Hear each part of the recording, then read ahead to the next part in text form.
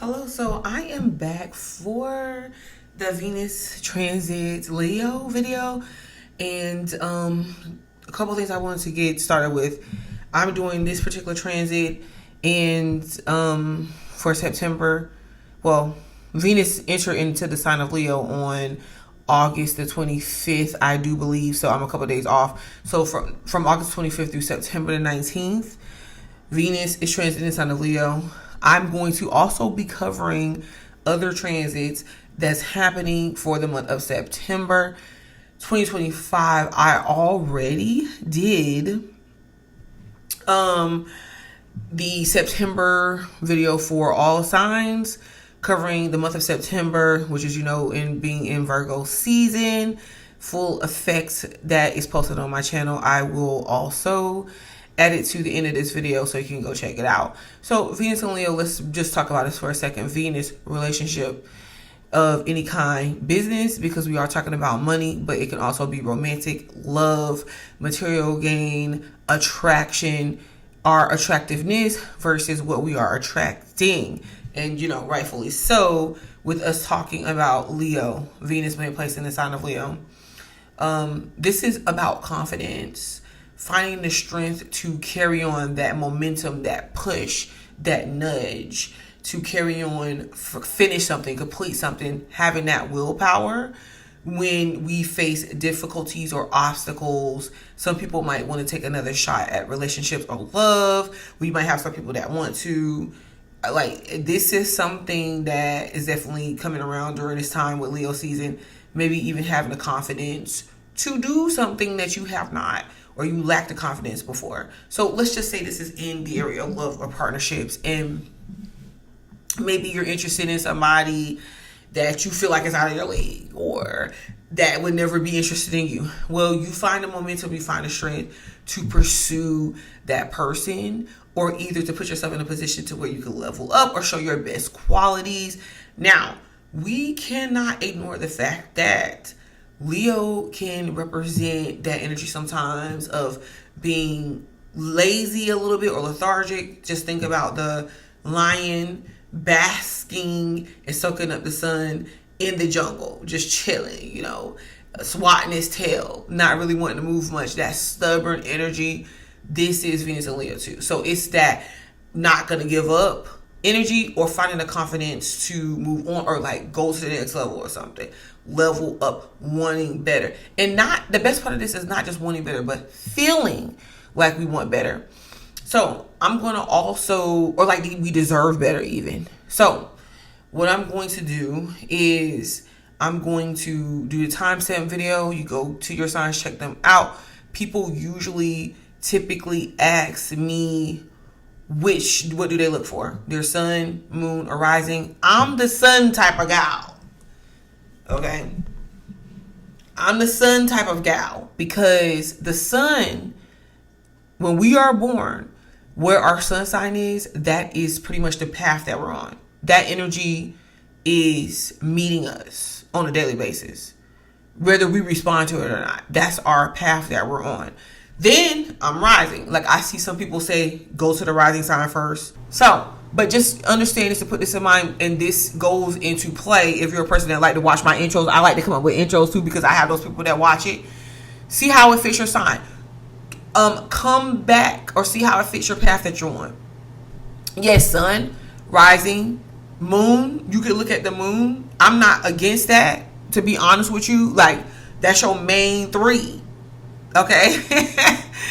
That's your main three focus. However, I would say, especially the sun, and you can look at the sun and the rising. I'm coming back with the September eclipses. Y'all, that's going to be one heck of, this is going to be something. It's going to be something deep with all the other transits that's happening. I'm going to also be posting Saturn going retrograde in the sign of Pisces as well. So you can come check that out and how it's affecting your sign. Okay, so thank you guys for listening. Go straight to your sign. And the point that I'm going to make is where this Venus and Leo is playing out for you, and how, where and how you use your confidence and courage to work out relationships, attract them, attract money in financial situations and opportunities. Okay, so thank you. Like the video, subscribe to the channel because I will be back. Okay, so Aries, hello, welcome to the Venus transiting Leo video. As I put in the intro, I am basically, well, Venus transiting Leo is happening between August the 25th, so it's in the sign of Leo right now for you, to September the 19th. And I will also be covering other major transits for the month of September, including the September eclipses that's wild and out of control. So this particular video for Venus in Leo transit is happening in your 5th house of you, of what you do, like your uniqueness, hobbies, fun, adventure, right?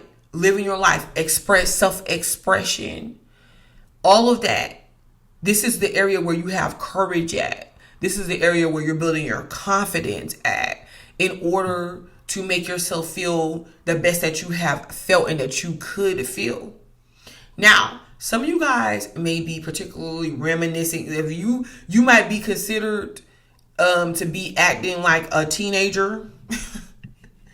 You know, a teenager that is being rebellious or being kind of snooty and attitude-ish. Some of you guys could be seen and viewed as having an attitude, throwing tantrums, whatever. But really, a lot of you guys could be thinking or reminiscing about yourself in the past, particularly when you were a teenager, looking at your body or the way that you used to look, and then really seeing like, okay, so how did I get here? And really wanting to, now, if anything, guys, you guys can use this as a way to build some sort of momentum to accomplish goals that you want to do for yourself and the change that you want to make. Because the important thing is not becoming that teenager again necessarily, but how to get you to the best self that you are. Taking yourself from where you're at, you know, and seeing your great potential and seeing and taking when you were at a time that you feel like you're at your best. And you could be looking at old pictures, you know, but doing that too could get you down a little bit. But so the goal is not to become you of the past. The goal is to see yourself at the best, see yourself at the healthiest, and then obtain a goal that is functional or that is realistic or that works for you now and for who you are, who you become, and being your greatest self. So what is going to help you, though, is really allowing yourself to be free, have fun, even when it comes to relationships. Because remember, you do now. The only thing that's is bugging here, that is preventing you from just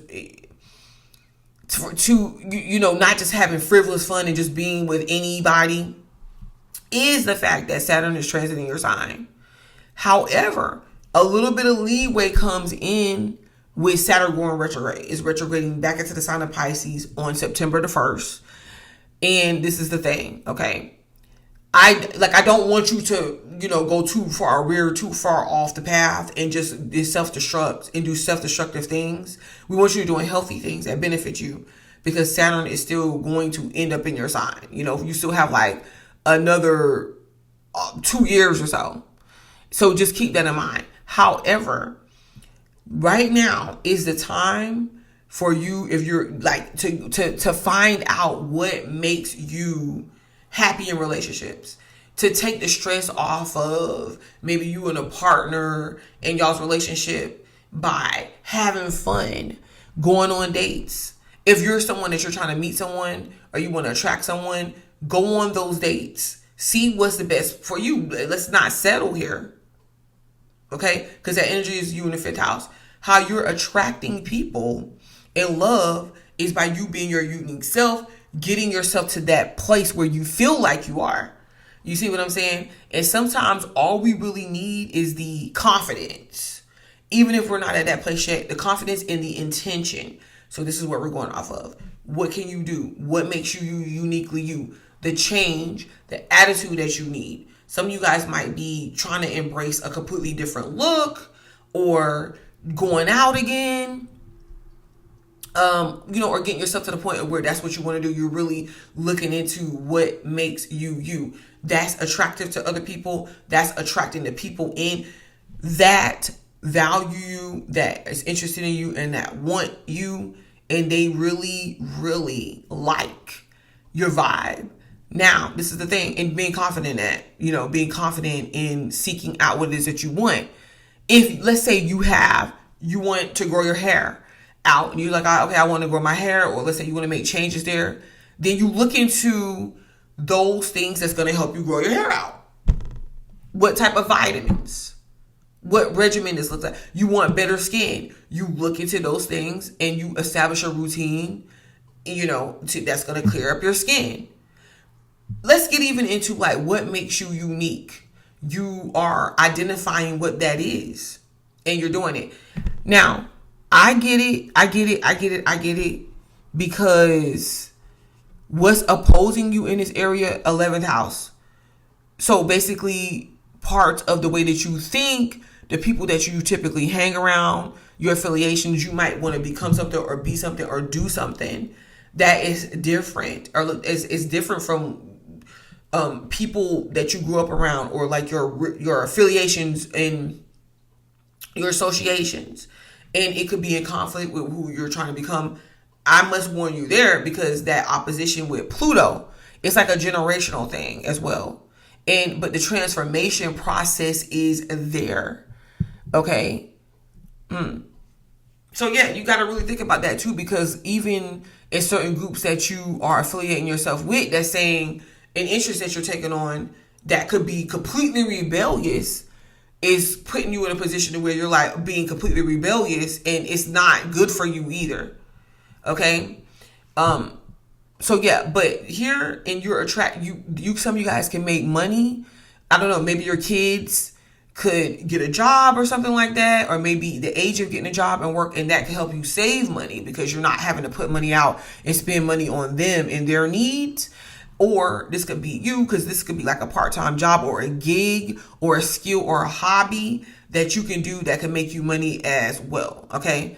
And some of you guys, if you do content, or you're in a position to gain, like promotions and stuff, or people that, I can't think of the word, but people that, like they'll give you products or something for you to advertise or try and give your take on, I can't think of the word, but some of you guys, if you might be getting hit up to do stuff like that, or promotions and stuff like that, as well. But yeah, so there's some changes that you possibly could be making. But it starts with you. All right. So thank you, Aries, for joining me. Please like the video and subscribe to the channel, because I'll be back. So hello, Taurus. So Taurus, for you, Leo, Venus and Leo is taking place in your 4th house of security, family, yourself, personal security. So where you can, where and how this is playing out for you is, yes, I already said your 4th house, but how is when you seek security, or when you have that security, you feel confident, you feel courageous, you feel accomplished. And yes, money sits here, because money and finances is a big part of what makes us feel secure. And if you feel like you're lacking in this area in any way, shape, or form, it can make you feel insecure. So the goal and the key focus here, Taurus, is you. Now, I will not neglect the fact that a lot of you guys, many of you guys could have already made the necessary changes that you wanted to, and you could be seeing the developments of that. Other people could be recognizing the changes that you made in yourself because you took the time. You put your family first. You put yourself first. You put your values first. This is what makes you attractive, because people that are interested in you, your lover, love interest, the fact, and what's attracting them is the fact that you feel secure within yourself, right? That emotional security, the calmness. And I'm not saying that you can't experience trouble or hard times or emotional upheavals. But really what makes you, or what's making you attractive, is your confidence within yourself. So you're working on that. If that's not something that you've already obtained, or you feel like you can do more, that's what you're working on. You want your family to be secure. You want yourself to be secure. You want that lifestyle to be secure. And this is the thing, where there's conflict that may arise or that may come up, is the fact that, like, of your 10th house, work.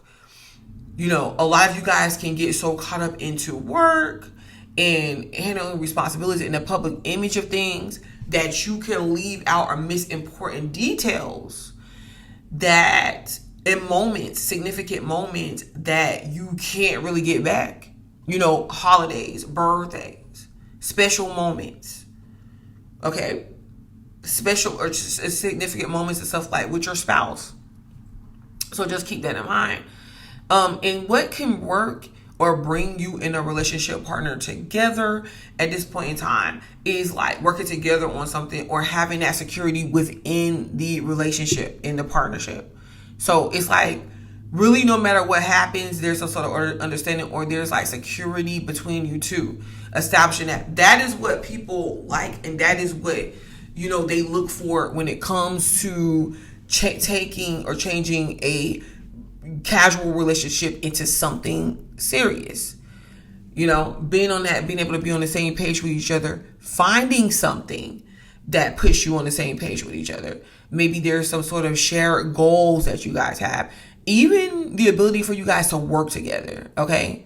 Come to some sort of work like balance or something like that, and having an understanding that maybe you two in a relationship, or someone that you're working with, have two different lives, and you have to find that time to connect on. And like I said, maybe you can both work on something together. Do this as a family unit. Approach your work, approach your lifestyle this way. Where there's some sort of shared connectedness, and this is going to make you feel more confident and secure, knowing that you have the security and this sense of security within self. Really, so whatever happens, financially or not, that security within yourself lets you know, okay, well, I can always overcome this situation.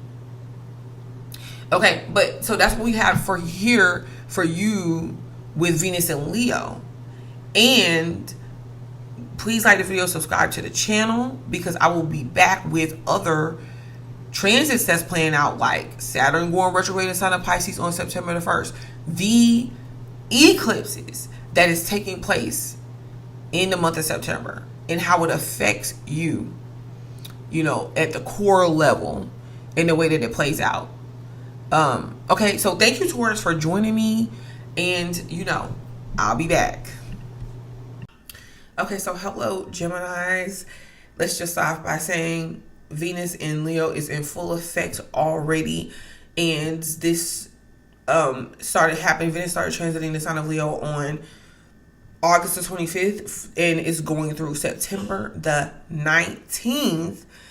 All right, and we're just really checking in to see what that means for you. So the focus of this is video is to tell you where and how you should use your confidence and courage during this Venus in Leo transit in order to work on relationships, be attractive, attracting in what it is that you want, and as far as the focus and area of finances, and money and all those beautiful things. All right, during this time. So for you, you definitely should continue to focus on that third house of communication. Remember, last season, being Leo season, you had the sun, you had Mercury. Mercury's still there. Mercury went retrograde into the sign of Leo, and then back direct again in this area of your third house. So you was getting a lot of attention and maintaining that attention in that area. So Venus being here, let me tell you, it gets good. This means that you need to keep communicating, you need to keep thinking, you need to keep talking, you need to keep being able to express those unique ideas. Think about this. The reason why this is so important and this is so significant, because of the fact that all of this energy and this Venusian energy being in your third house is because the third house is the house of the mind. And we know that what we think about, we speak about, we say, and we can make those things reality. We can really manifest in this area. So this is the thing. Even if you don't say everything that you think, thinking it should be something of importance to you. I'm very big on intention. So whatever you're thinking about right now, if it's creative, if it's something that you want to do, if it's something that you want to do, embrace to make uniquely yours, then you need to go ahead, jot down those notes, because the intention is there just in case you want to implement this later. You know, whatever it is that you thought about, whatever ideas that you have. It's not something that I know that you can possibly pull off within a couple weeks, 3 weeks at the max, with Venus being in Leo. But however, there's things that you can initiate, or there's things that you can jot down in order to come back to. So yes, this is really good. Where you can make your money at, increase your finances, anything to do with teaching, speaking, communicating, and being able to bring your unique ideas across. So that's in the way that you dress, in the way that you look, in the way that you think, in the way that you present yourself, in the way that you teach something, because maybe there's something that you have information on, or that you can teach and explain in a unique way that other people cannot. So you need to go ahead and maximize on this. So communication is key. So you possibly can sell water to a well right about now. Good about doing it. Listen, the fact that Venus is in your third house of you makes you attractive. Like, I don't think people speak about this enough when they, talk about transits. Whenever a sign or whenever a planet is in a particular house of a certain sign, then even if it's not transiting the sun or rising in that area, or in a sense, it doesn't take away of its effectiveness. So the fact that Venus is in your third house of you get the attention of the sun. Okay, it operates almost as if like being a Leo or something. So yeah, what does that mean? That means a lot of attention on you. That don't shy away right now. This is not really the time to shy away. It doesn't matter how much people don't want to hear from you. It doesn't matter how much people want to tell you to shut up. It doesn't matter how much people want to ignore you. The thing about it is right now, they can't. That's right. They can't. And if they do, it's not stopping anything. It's not stopping you. It's not stopping your show. It's not stopping your shine. Okay? So, this is really good right about now. And you ask why? It's because Uranus is also transiting the sign of Gemini. And it's gonna retrograde back into the sign of Taurus. But it's not this month. It's gonna retrograde back into the sign of Taurus as well. But right now it's retrograded, but it's retrograded in your sign. So it's just sitting there in your sign. And there's all of these unpredictable situations going on around you, changes that's being made, and you're right here.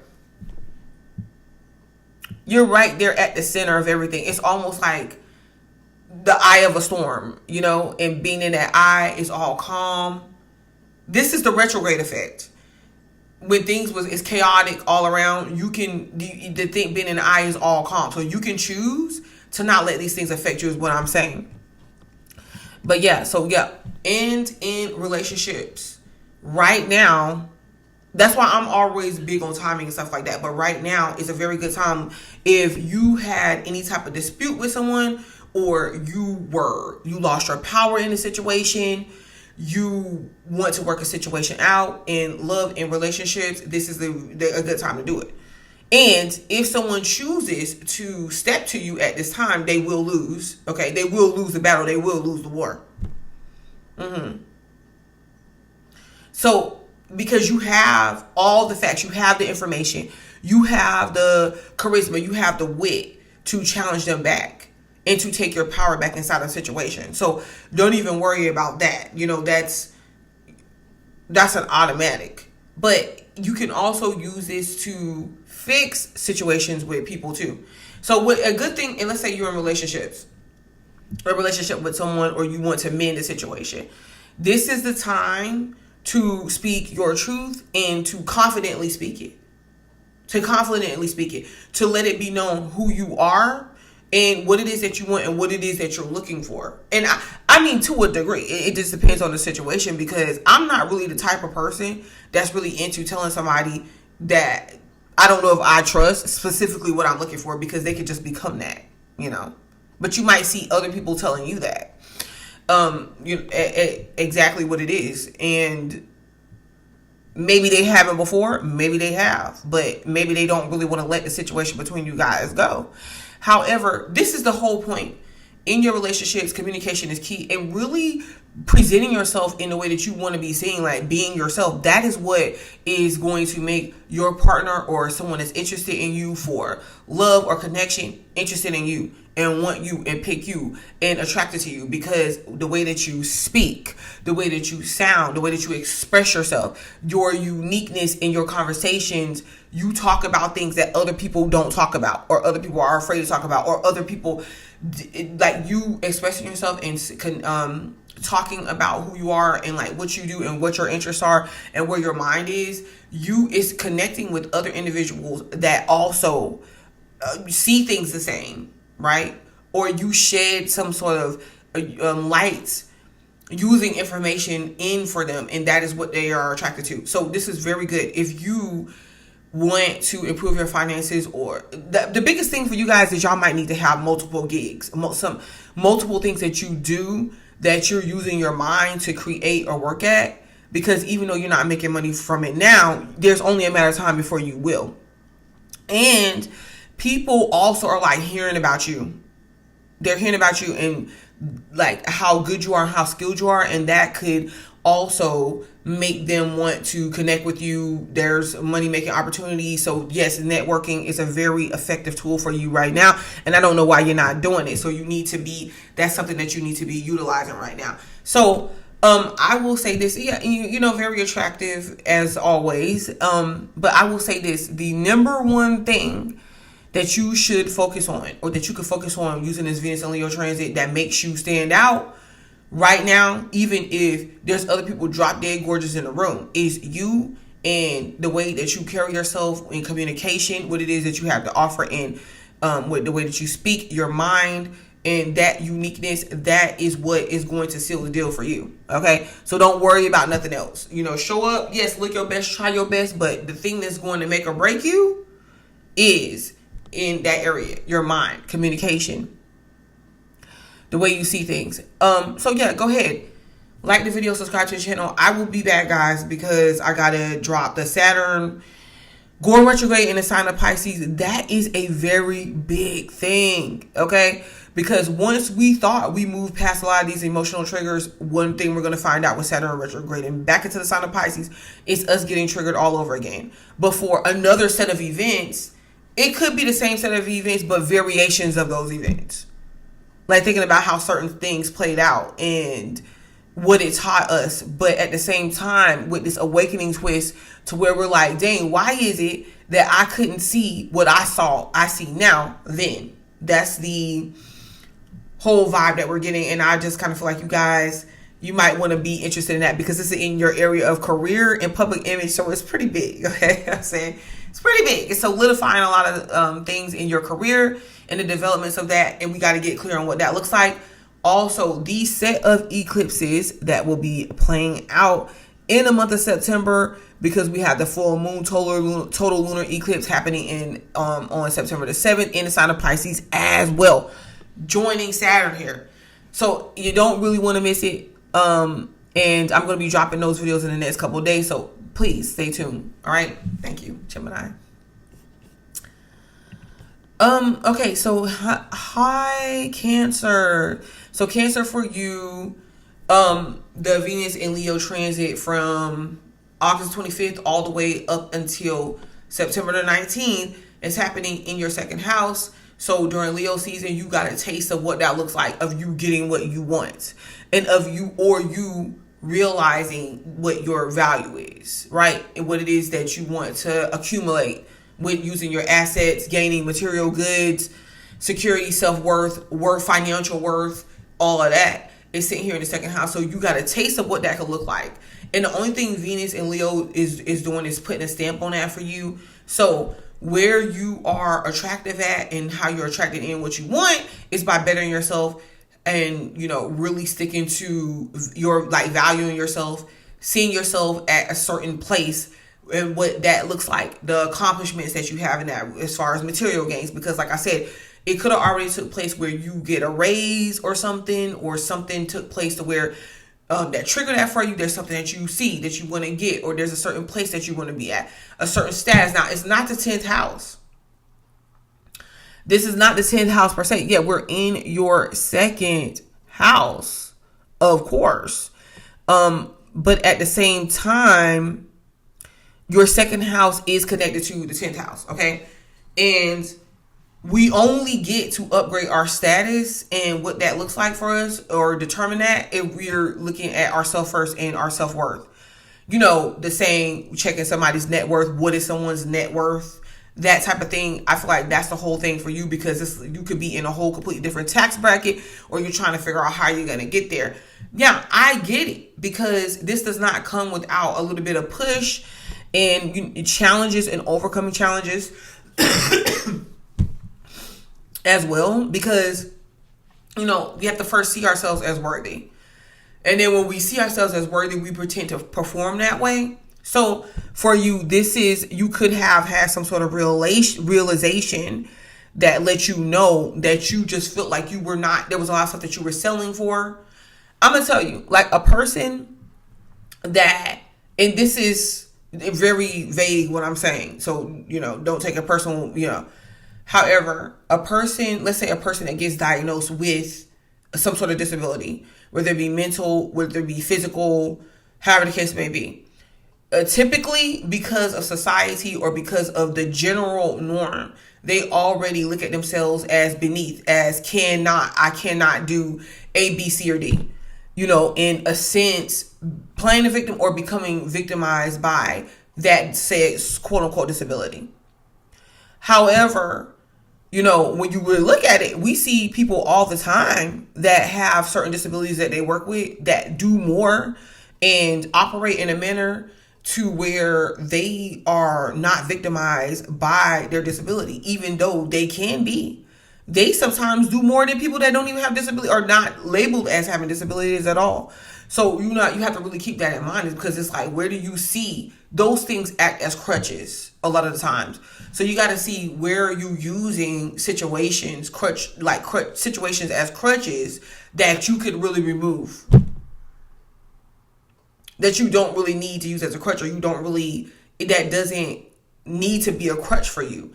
And if you can start at that place, then you can start reworking your mind to look at the situation differently. Because this is what it is that you've been doing, and this is what it is that you're going to have to do. And this is where you need strength.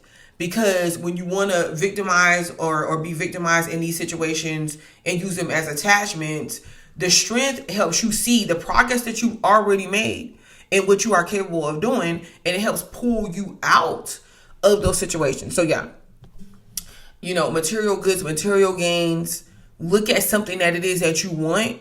And I don't care if it's a vacation, and see if you can accomplish that. That's what I want you to do, because I want you to write this down. If it's something that you want, you don't have to say, okay, you can say if it's a certain type of car, if it's a certain type of home or whatever. Okay, yeah, you can label that car if you feel like is where you want to get to, and you don't care how long it is going to take you. Put that down. If you don't want to, let's just say you want a new car, but it doesn't have to be a specific type or something. You just want a new one because you want to see if you can get that. Write it down, okay? Because what you do next is you're going to remove the crutches out of the way that feel like it limits you from getting there. And then you're going to do the things that you should do or you should be doing. Second house, pertaining to second house, increasing your finances, okay? Because there's opportunities there to do so. Even if you save your money. So let's say it's a trip. You want to take a trip because you haven't been on a vacation. But before you go on that trip, you got body goals. You got image goals. Okay, you write it down, what that looks like. So what you're doing is you're writing down why you're not going on a trip, or why you're not wanting to go on a trip, why you're not allowing yourself to go on a trip. Then you isolate those situations and be like, okay, I got image goals, I got body goals.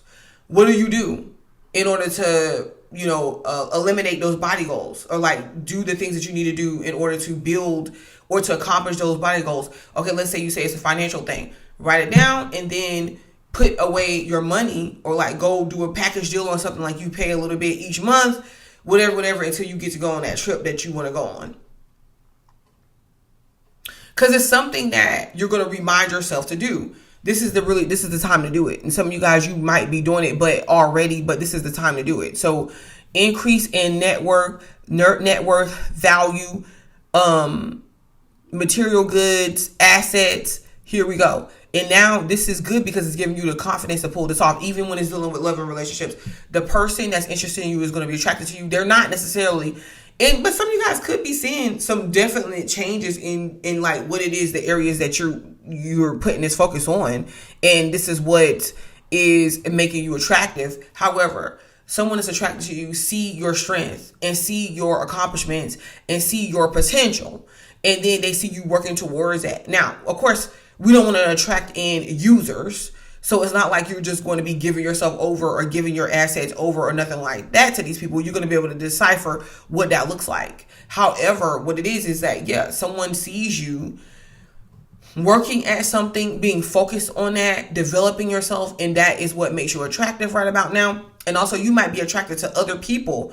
Another thing that triggers your changes, you might be attracted to other people that's at another level, in another net worth more than you. You see what I'm saying? You getting affiliated with these people, what they do, how do they accumulate and obtain what it is that they have. Okay, regardless of what we see going on around us. So we have that going on, and just you going after what it is that you want. You taking care of yourself is a very big thing right now. So remember that. If it's something that's trying to get you outside of yourself emotionally, we don't want to do that right about now. We need pure, straight confidence and strength in this area of going after what it is that you want, not settling, and obtaining that, physically obtaining that. Okay? All right. So thank you. Now, I want to talk about what could possibly be getting in the way of this, and this is why I get it, because I don't want to go off too much. Your 8th house, like this is a transformation process for you. So even though I'm saying it, I get the fact that it's not the easiest thing for you to do. There's a lot of change that you had to go through, emotional change you had to go through. It's a whole transformation process. So it's really about digging in the psyche and the subconscious, or those hidden parts that we hide so much that we keep from ourselves, and confronting those issues and transmuting it into you and bettering yourself. So this would be the epitome of taking your pain. When you hear that saying, taking your pain and making it into taking your pain and then making it rain. Let me stop. No, taking your pain and transforming it into something productive, like transforming it into actually building yourself and rebuilding yourself. That is what's going on here. Okay, so I'm going to stop right there, Cancer. Thank you for joining me. Go ahead and like the video, subscribe to the channel, because I'm going to be back covering the rest of these transits for September. Saturn going retrograde is definitely one of those, and the eclipses, because we got to really get down to the nitty gritty of what's going on with that, and I don't want you to miss it. So stay tuned. All right. Thank you. Hello, Leo. Okay, so yes, your birthday passed. I hope that it was fabulous for you. But, we still have Venus transiting your sign. Hooray for you. Great. This could be what you need to re-energize yourself, to get yourself in a place to where you can really come back to you and focus on you and, finish carrying this out, because where you see yourself preparing and getting to during your season, like everything that shined the light on where you should focus is still here. Venus and Leo is just definitely coming through with the blessings and the added energy. I really see this as Venus and Leo really energizing you and coming and giving you the energy and blessing you with opportunities to enjoy life, to attract things in, opportunities in, to be seen as a person that is passionate, that does what you love. There's new financial opportunities that you can take in or embrace. I don't know, maybe not every single one that you guys are going to embrace, but the financial opportunities is there. You know, when we see Venus transits sign, there's people being like, hey, you know, here you go. Here's your job, here's your love, here's your relationships. I just really feel that for you, it's one of those things. It's a bittersweet thing. It's even hit or miss, because for a while you have been drawn in to focusing on your relationships. So this is the thing, for a lot of you guys, even if you try to focus on yourself, you have been having situations where, you know, you had to focus on relationships. But you know how I say, and this is how I see it. This is how I always see it.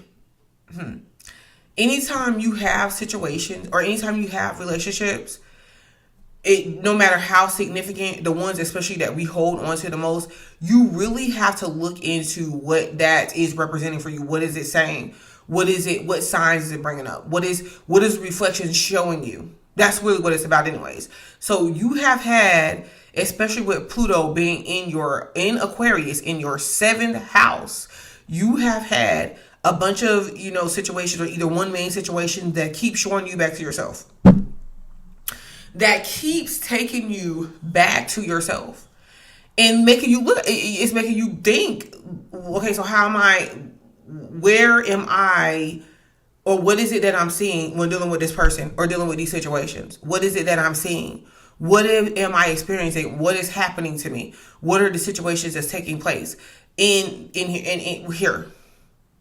It's really not giving you much room to ignore, okay? Because it's bringing significant changes to yourself. And then even in situations where it's like your attention, because you could be having very demanding people that you're finding yourself in relationships with, in connections with, very demanding people to where they demand your time and they want to be controlling. I don't know, some of them could say that you're being controlling, however you want to put it, and wanting and requiring these specific things out of you, and you're tired of holding on to the image of that and what that looks like. And see, since you've been doing it all this time, when I'm telling you, watch, when you cease to do it, when you decide to change and you don't want to do it anymore, then you're going to be the bad guy. It's not going to matter. It's not going to matter on how you see the story and how it all played out. You're pretty much going to be the bad guy. But Venus in Leo, so that's pretty much what's preventing you from these opportunities, you know, this holding on to certain situations that really you need to detach from. That's requiring you to detach from them. But this is the thing, because we don't want to harp on that too much. Venus and Leo is bringing that energy back to yourself, because even if you don't want the attention, even if you're shying away from certain opportunities, you have to really look at, okay, so what is it going to take for you to embrace these opportunities? What is it going to take for you to allow yourself to focus on you, to recreate yourself, to redefine yourself, to go get this money? Okay, you're already attracting these situations in. The question is, are you going to allow yourself to embrace these opportunities, embrace these situations? The energy is here. It's in alignment with you. You could be looking good. You could be feeling good. If you're not feeling good, I get why, because it's Leo is slow to change. Leo doesn't really care to change. And if you're going to change, it's not going to be on a rapid pace. And there's so many things that have been setting off lately that's putting you on this rapid course of change, you know, to look into where you got to change your affiliations, your friendships, what it is that you know, whatever it is that you're navigating when you're deciding what it is that you want versus how it looks, versus how certain things are playing out. The Uranus is in your 11th house, and the 11th house is nothing but change. This is why typically you see the sign of Leo get a certain group of friends or affiliates and group that you are familiar with. Even if you grow to a certain level of fame, you still have that core base and that you keep around you, or that helped you do it, or that you help them, however the case may be. But with the changes going on there, it puts you more in a place where you're trying to control these changes, or you're trying to withstand the currents instead of just moving with the currents. Okay. But yeah, so Venus being in your sign, there's definitely financial opportunities coming. There's definitely, if you're being seen as the popular one or the one that people want, they're attracted to, because they're attracted to your confidence. If you're a person that's able to exude that, they're attracted to your originality, your uniqueness, who you are, just the energy that you bring. And this could be good in money because people could see you as someone that deserves to or needs to, have your talents looked at. This is, some of you guys, this could be even you involving yourself with or getting involved, or buying something or purchasing something that makes you feel good, that you like, that you want to see. It could be anything from art to pets to a partner, like companionships. And some of you guys, maybe you just want to be free, or either you're dealing in relationships with people that cannot be controlled or just want to be free. That you have Pluto in your 7th house, for God's sake. We could talk about that more on another video. I do want to say this. So Venus in Leo is great for you. It's transiting your sign from August the 25th to September the 19th. So things could be a little bit more lighthearted for you. And Leo, go after something that you want, that makes you happy, that you want to experience. Because if you, people don't talk about, they always talk about how Leos are so confident. But at the same time, so a lot of you guys lack confidence in certain areas too. You're only confident when it comes to, like I said, those situations that you're familiar with. When the change comes, that it definitely takes a stab at your confidence, because you got confident in the area of what it is that you know. Okay? So, just in where you feel comfortable at. Y'all can know a lot of stuff, but where you feel comfortable at. But, challenge yourself. Okay, so please like the video and subscribe to the channel, because I will be back, guys. We got to cover Saturn going retrograde into the sign of Pisces for you. This is in your 8th house of money, business, and marriage.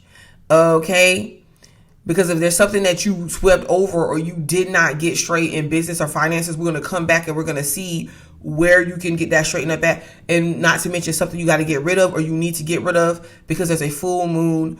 Is it a total eclipse inside of the sign of Pisces that is coming up very quick, September the 7th? That's not far away. And because of that, guys, we're already, this is not a simple full moon. We're already feeling it, emotionally feeling that, those triggers, because it's going to retrograde. I mean, it's going to be a full moon total eclipse in Pisces, conjunct with Saturn going retrograde into the sign of Pisces as well. It's a combination that is really wild. That's why I wanted to come and break up these videos and isolate them for you guys, because it was too much going on for this month. So yeah, and it's Virgo season. I already did the September video for Virgo season. It's for September. It's on my channel. Take a look. I'll add it to the end of this video, so you can just click on the video and just take a look at what's going on for Virgo season for you. And what else do I have? Because I'm like, is there anything else that I have to tell you guys? I'll cover in another video. So yep, like the video, subscribe to the channel, because I will be back. Hello, Virgos. Okay, so I'm going to say happy birthday, Virgos, because it's officially your season. Now, I've already did a September video for Virgo season, and it's on my channel. I will add it to the end of this video, so you can just click on it and be done with it. This video in particular is about Venus and Leo and the transit for you. This is how and where you can use this Venus and Leo energy, like where it takes place in your chart, how you can use it in order to maximize, become your most attractive in the particular area that is in, to attract those opportunities in those situations in, and it's what you can use to fix your relationships or connect with someone relationship wise. Be attractive, you're most attractive and confident and courageous as well. So, definitely following your heart. So you already got, the great part about it is the sun is in your sign, and this is the thing. And Mercury also enters your sign on September 2nd. I covered that in the September video. And the thing about this is, it's that crossover from Leo. Mercury's in that crossover from Leo to Virgo. And with that, it's really now about taking those ideas taking the information that we know and applying it, pretty much. So that's what we're doing. That September monthly video is about the harvesting and harvesting energy as well. So we are applying what it is that we know. All right. So yeah, all the way up until the 19th, Venus is going to be in Leo and it's going to enter your sign. But before it enters your sign, what we need to do is we need to get it out your 12th house. So yeah, you got attention on you, but I feel like if you do have attention on you, for some of you guys, it's like either you could want attention in a particular area or a particular focus area for yourself, or you could not want attention on certain things that attention is being drawn to.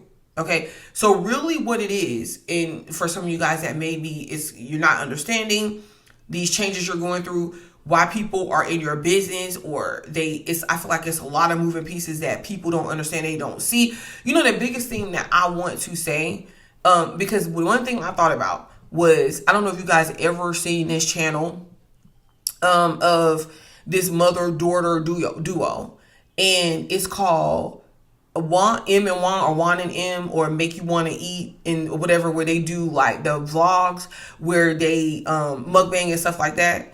And so, you know, people are usually used to seeing them together. I know I came across them and I found them to be pretty entertaining. She's a Virgo and her daughter M is a Leo, right? And because you'll see that combination come up, and there's always some ish going on around it when things unfold, and I can explain why, you know. However, they had this falling out, and M, the Leo, the daughter, I believe she just turned 24. Her birthday just passed because she's a Leo. She is a very big part of the little duo, the channel, and you know, her being a Leo, she can attract that attention and everything. And there's a lot of moving pieces she may not see or understand. And their falling out has divided them. You know, the daughter graduated from college and everything, and her mother, the Juan, the Virgo, did not even attend her college graduation. And she spoke publicly, the daughter spoke publicly about how it made her feel.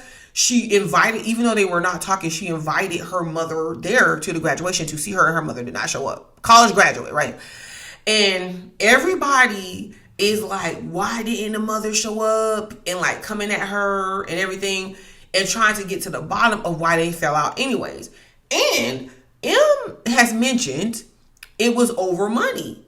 It was over their YouTube money and that relationship and everything, which is the mom being a Virgo. Okay, I could kind of see that. And I was like, but it has to be more than that. And from what I have, you know, did analysis, should I say, what am I talking about? An analysis of like hearing her side, hearing M's side, the mom's side, the daughter's side. And I'm like, wow, I really feel that since the daughter was growing up, okay, she was in college, she was about to finish and everything, I feel like she's communicated that she didn't want to stay in their town, of the state and where they were living at in Alabama. She wanted to expand. It's like Juan knew that she was going to be separating from her some type of way. It's a mother's intuition.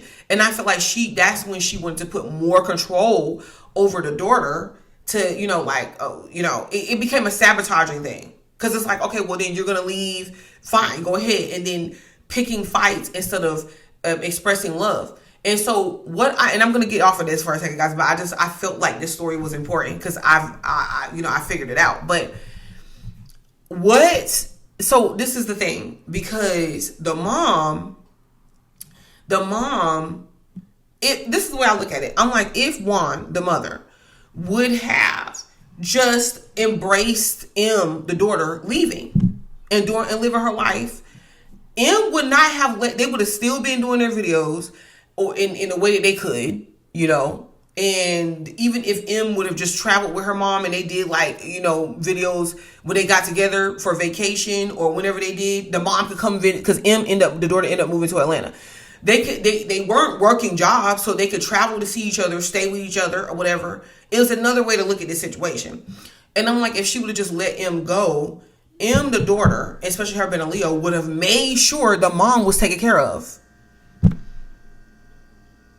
And another part of that I really felt stuck out to me, M, the daughter, is like, yeah, she's fighting with her mom, But she just feels like, as a daughter, her mom should have her back. Her mom, no matter what, should attend her college graduation, something that she only does once in a lifetime. In that, from that place, you know, the not once in a lifetime she could graduate college again, but I'm saying the first initial. The M wants the mom to just be like, you know what, hey baby girl, like, it's all good. I love you. I care about you. I should have been at your graduation. I'm sorry. And I just kind of feel like it's hard to kind of take that back for her, from her not going, but it's possible. But when I look at the Virgo, the mother, what I see is her, could a little bit of jealousy crept in there? Yeah. Because she could see her daughter as someone or something she wanted to become. Mind you, she raised her daughter as a single mom and everything, and her daughter turned out great, successful, making money, living life, graduating college, could be independent. She raised her daughter correctly. No kids. Her daughter ain't the single parent. Not as of yet. Her daughter, if she was, she's able to, and I wouldn't say that she needs to be. The situations are different. One, the mother struggled when she had her daughter, but she raised her right. That in itself deserves notification, recognition, and an award.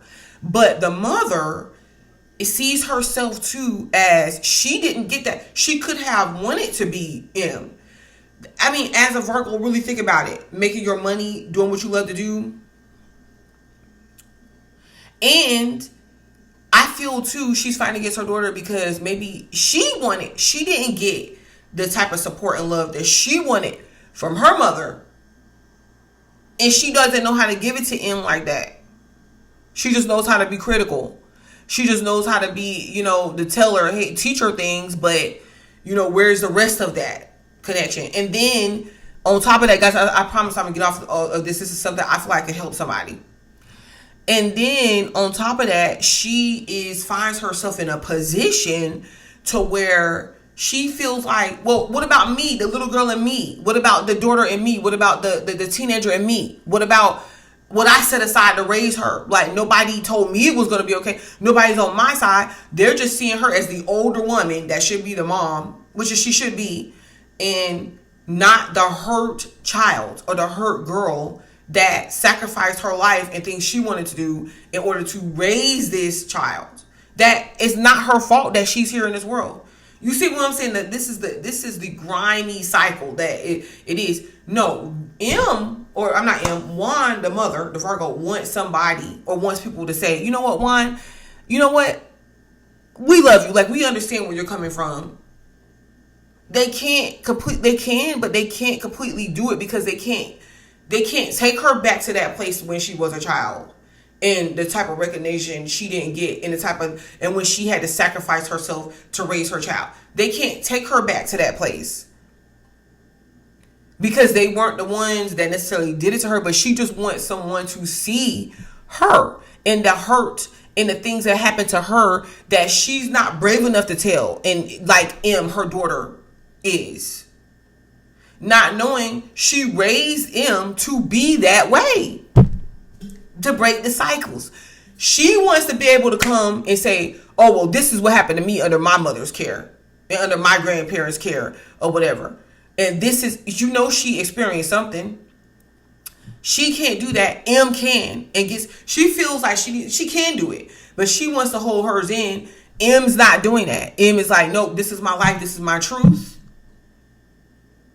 I don't want to hold it in. And she sees herself, she wants vicariously, she wants to be like M. She wants to be able to do that. And she sees M doing that and getting embraced. And she's like, why are y'all embracing her when she's downing me, her mother? But anyways, that is what y'all have been going through. Even if it's not specifically that issue with the mother and the daughter and stuff like that, it's these hidden aspects.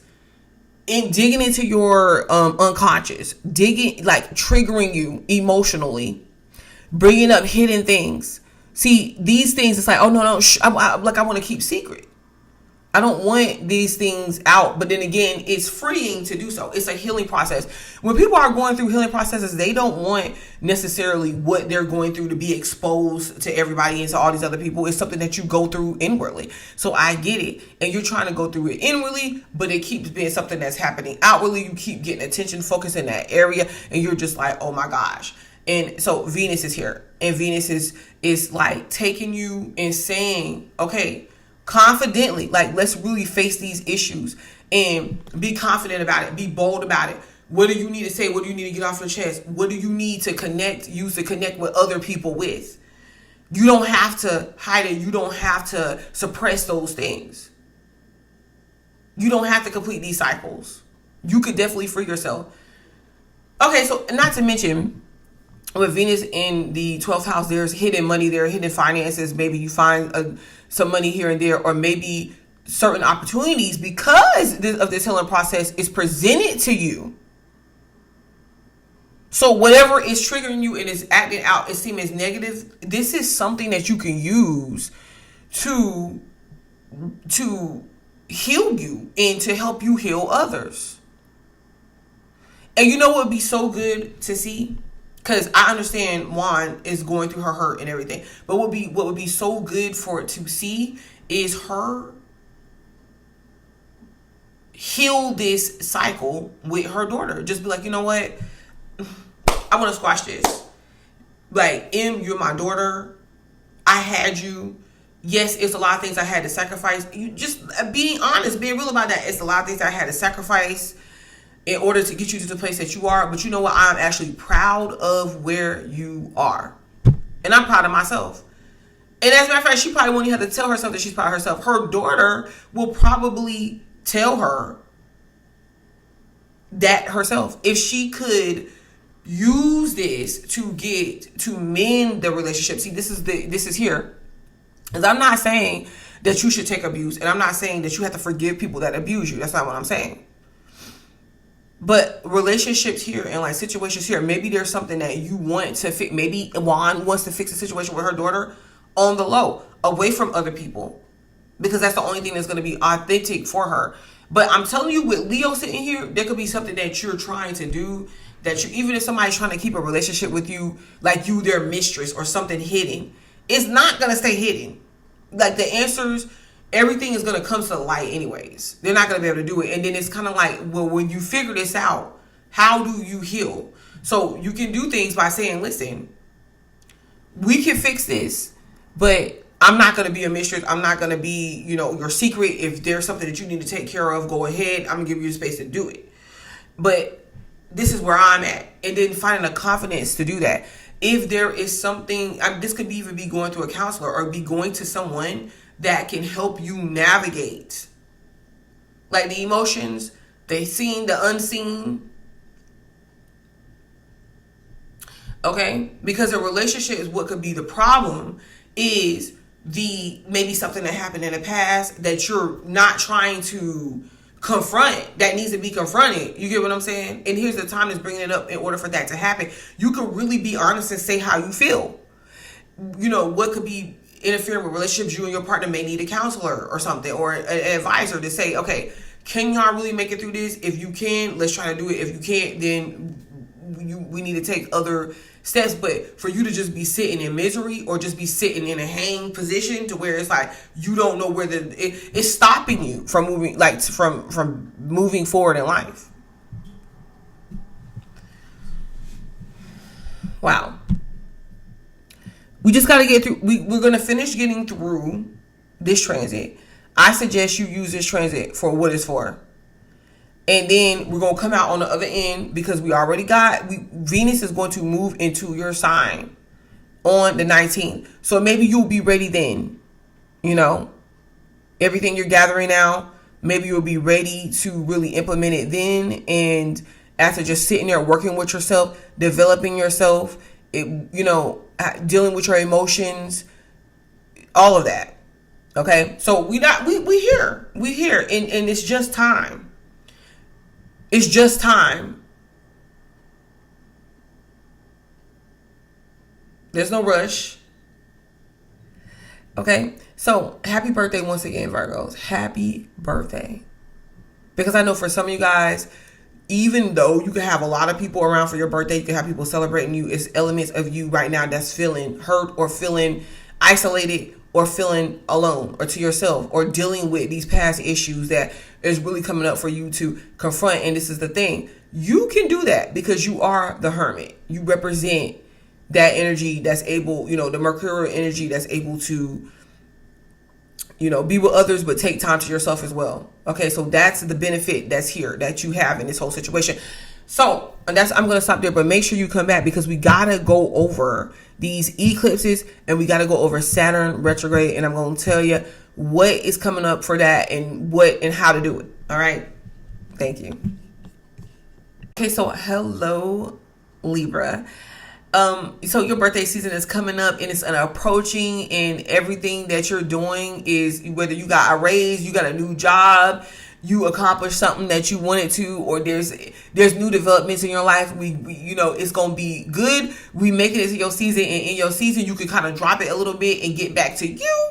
So, doing those things right now, here we go with the focus again on your 11th house of associations, affiliations, learning, online research, really looking at things in a very realistic manner, handling unpredictable events around what it is that you want, you're trying to obtain. Because some of you guys, I kind of feel like you could be in a particular situation that, you're in it and you're just seeing it and you could have thought it could have been one thing and it's another. This is everything that's taking place, everything that's happening, I will say, is getting you to, in a position to where you can get or accomplish what it is that you want. It's just like stepping ladders. I see my whole life as a series of stepping ladders. Because when you're going after something and then you get there and you're like, oh my gosh, like, why was I going after this? And it led me here, but that's only to lead you to another place that you possibly wouldn't have gotten to without that other place before, the prior place before it, where you thought that you wanted to get to, and blase. So it's all pretty much in alignment. And with Leo being in 11th house right now, that shows it. So Venus here, so you could be getting to know different people, getting around different friend groups, hanging out with friends, feeling that energy, feeling like you want to be free, you want to be independent. Even if you're with someone, you want to always be in a position to be able to take care of yourself. You have like situations, in love, possibly to where you and the person is like friends.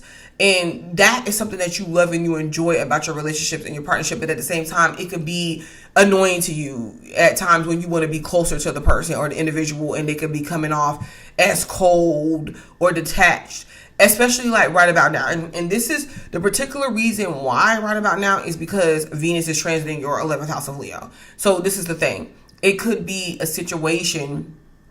And remember, the 11th house is the house of Aquarius. So it could be a situation to where if it's not you, it's them. Like something else, whether it's your friend groups or theirs or just like their affiliations, whatever it is that they're doing, is taking your attention or their attention and into different directions, right? Maybe there is something that has to be focused on right now, or that has to be dealt with, and it interferes with you guys just focusing on the romantic side of love. We got Venus here, so that's there. But I don't think that, I feel like with understanding and reason and just really looking at the situation for what it is going to be more helpful, because there's a lot of independent energy here. And this could be even you, because prior to certain experiences that you could have had, like your partner could have just been everything. So what do I mean by that? For example, you could have just did everything that your partner wanted you to do, or you became them. So what they liked, you liked. Who they hung out with, you hung out with. And that's the thing where it goes wrong, is when there's a friendship situation to where like there's a friendship circle that falls out, or there's some sort of disagreement, or your partner just decides they want to do something different. And then now you're stuck in a situation to where you have to deal with the aftermath, because maybe you weren't ready to stop being friends with these people, or maybe it changes the situation changes you, and now you don't have anybody to hang out with because they don't. Whatever the case may be, and that's just an example. Whatever that case may be, it could just be, what it's pushing you to do is establish your own life independently. So you could be in a relationship or a situation to where, not that you and your spouse can't do things together, but when push comes to shove, they're able to say, okay, well, I'm going out with my friends. And then you're able to say, okay, well, I'm going out with mine when time comes.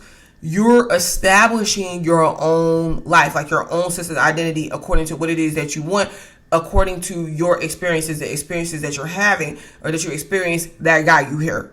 Okay, so keep that in mind. So if you are a Libra and you want to do something like online sales, online networking, connecting to people, this is a good time to do it. So the thing about it is you have to have the confidence to do it. You have to have the confidence. You have to be courageous. You got to be willing to follow your heart, because there could be somebody that you connect with that has a certain connection that can help you get funded or help you to network your business or your whatever it is that you have going on, even if you're learning something online. So this is good, because even if you could come across a significant connection online too, or if it's not online, it's dealing with facts or information. Okay.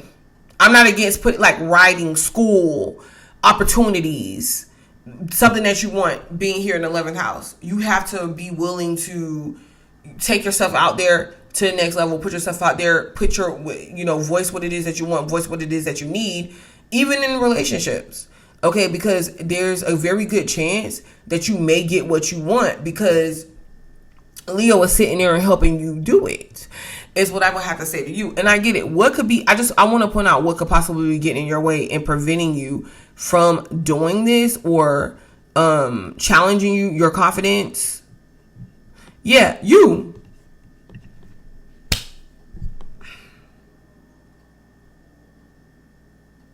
I know y'all probably like, what is she talking? You. Because Pluto is in your 5th house, and Pluto been in Aquarius, because you have Aquarius in your 5th house. And the thing about it, where you would typically be your unique and I will say this, okay? A lot of y'all have the potential to, where what you guys end up doing is, a lot of times you end up finding unique relationships, partnerships that causes you to be that. It does not mean that you're not, or you cause your partner to do this. It does not mean that you cannot individually. This is typically what happens, or the relationships and the partnerships you form stifle you from doing that, because you're trying to be in a group think in suppressing yourself in those areas to fit in, or to not be seen as awkward, however you want to put it. And when you get frustrated, you lash out. And you become unpredictable. It's self-sabotaging. I know I dealt with Libras before. And it's interesting, because as an air sign myself, I'm compatible with them. I could be friends with them. I could get along really good in the strong Libra placements that I have. But I've dealt with Libras before. Libras could take something, try to balance it out, and then completely knock it off balance. Like completely knock that whole thing over like a storm. And self-sabotage. You're one sign besides Scorpio. Like you can self-sabotage, like you just like, except for you just tear yourself up with the wind. You know what I mean? And so why? And you become frustrated because you put so much time into these relationships, into these people. And then at the end, or somewhere through the middle, somewhere you find out that they're themselves, like they're doing their own thing. You know what I mean? And I don't even think it's in the sense that you're trying to control anybody, but you're just trying to preserve what it is that you have. No, we're not doing that.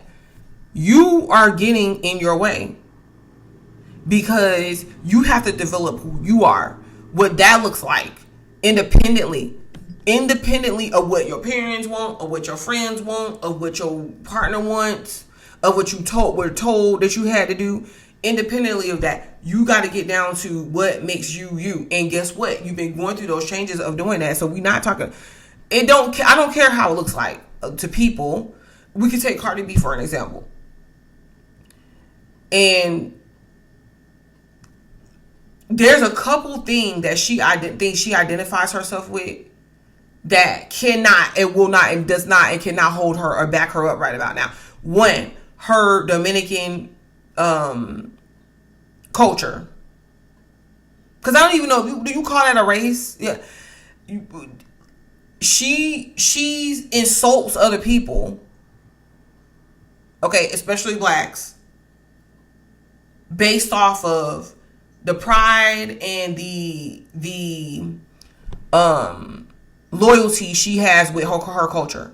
Is there anything wrong with having loyalty? No. But just because you have loyalty, you gotta read the room. Because she's doing this while operating in a genre that is majority black people. You see, you gotta read the room.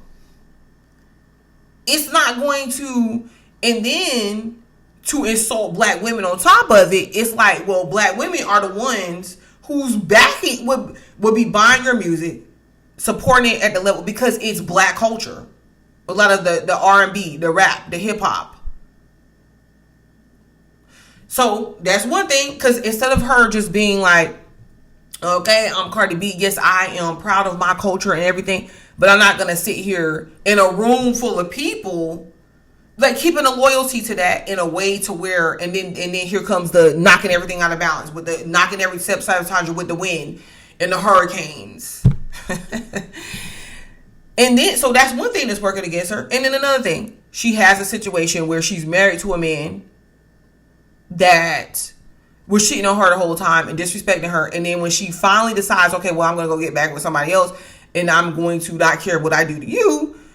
And, you know, now she goes and she gets pregnant by this other guy. Y'all know his name.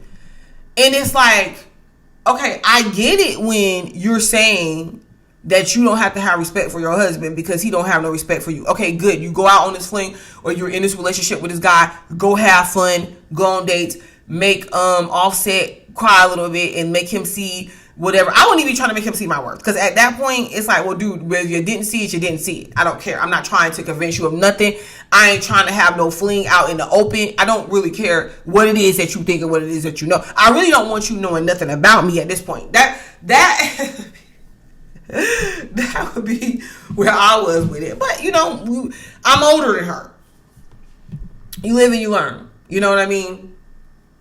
I feel like that's why, you know, women, you know, as we age and we start to realize this stuff, that's why they try to say we lose our value. Because it's just like a certain things we ain't doing that a lot of the younger women is doing. Okay? So and then now just to get impregnated by the new guy that's supposed to be the fling, that's still doing the same stuff that your husband was doing. That's causing another situation that's not good for you, for her, because she went over to the new guy. She went with the husband, became what he wanted her to become, became influenced by that. Then that didn't work out, so she goes over to the new guy, becomes what he wants, becomes influenced by that. Well, how do we know that's what he wants? Because he has a trail of other baby mothers as well. Let's be for real here. Not understanding or not taking a look at, okay, so what is it that reading the room. Now and there's other things too. That's just a few things that I named. So the point is, people from the outside, it's just like Doja Cat.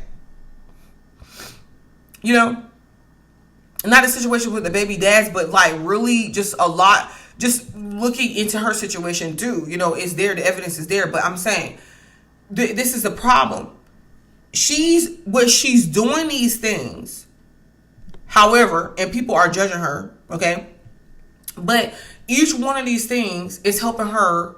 What she's trying to do is break free from, so she was trying to break free from Offset by going to the other dude. That's where she went wrong. To break free from Offset and develop herself is what she was, or she should have done. And that's what she's learning to do.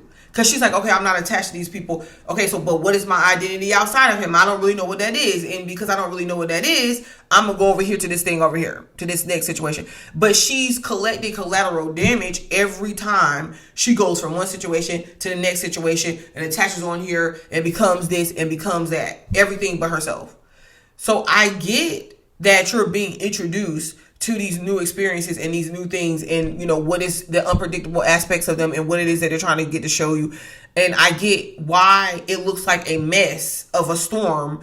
You know, it just reminds me of like the Hurricane Katrina thing, and you know how like all that's coming back around, resurfacing with that documentary and everything.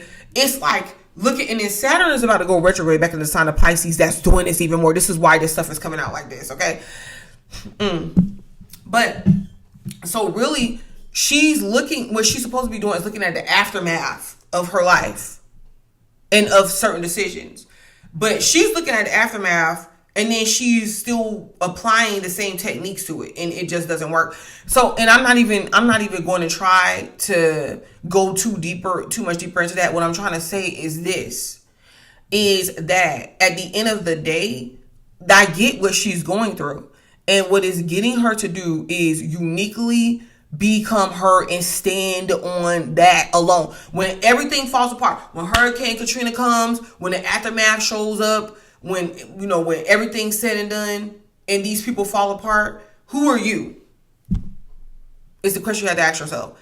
Who are you? What does that look like? And I really feel that you guys are going to really start to see what that is. And the thing that is causing you to do is it's going to come off as like you being rebellious. Because even in situations where you can say, okay, well, she got pregnant by another man. Okay, but still, we're not God. So it's like, okay, well, if that was a lesson she wanted to take on, you know.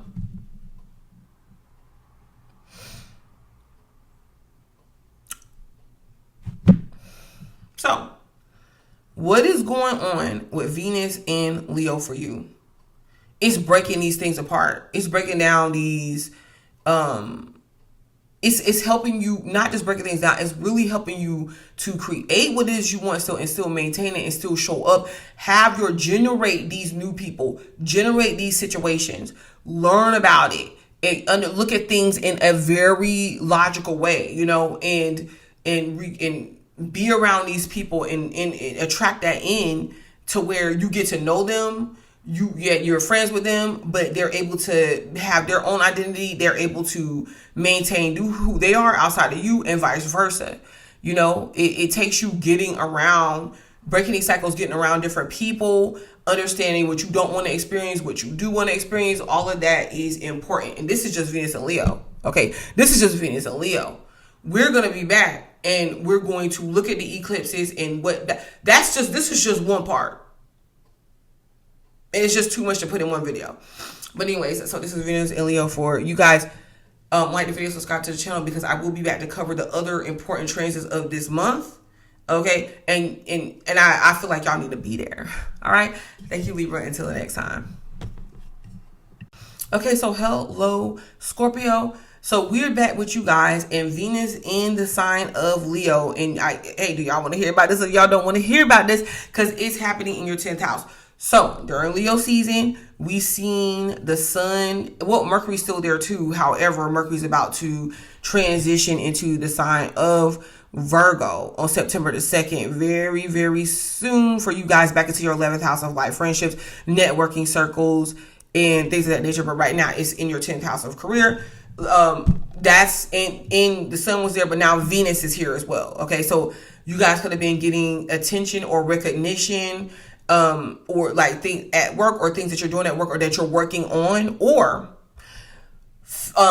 actually trying to pay attention to what, like, long term. What are you gonna do? I guess like your long term goals and plans. That was y'all's focus.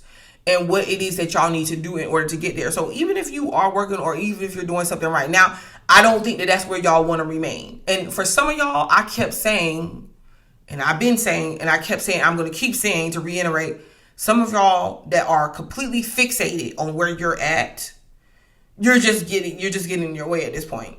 Okay, because that I feel like something is calling for y'all to let that go anyways, or to just, and even if you're not the type of person to just let something go in order to do something else, how do you make those transitions? So, but there's, the good thing about Venus and Leo is that, yeah, you could be getting some type of recognition as something that you do, something at work, or something that you have been working on. You could be seeing the developments of that, like helping you do that, or getting into the things that helps you do it, because it's money. And it is not just money, it's long-term money. I mean, people could be seeing you as someone to invest in. They could be seeing you as someone that could help them with something that they're planning out, or vice versa. So yeah, that's good. Like your public image, it could be out there for whatever reason. So, it's up to you whether you make it or break it. And but I see some of y'all too that may be working on something, or you initiated something, or you started something that you're not really getting the credit for. You feel like you're not really getting the credit for. Venus and Leo here is like the payoff. And some of y'all don't care if you get the recognition. You want the money too. You're just like, okay, as long as I get the money. But no, you'll be able to get the recognition and the money. I feel like just keep doing your thing. Because like I said, Leo is there. So, you know what? I typically see, even with Scorpios and they become famous or something like that. A lot of times it's because of their image as well. It's like Scorpio risings, especially, because you have Leo in the 10th house.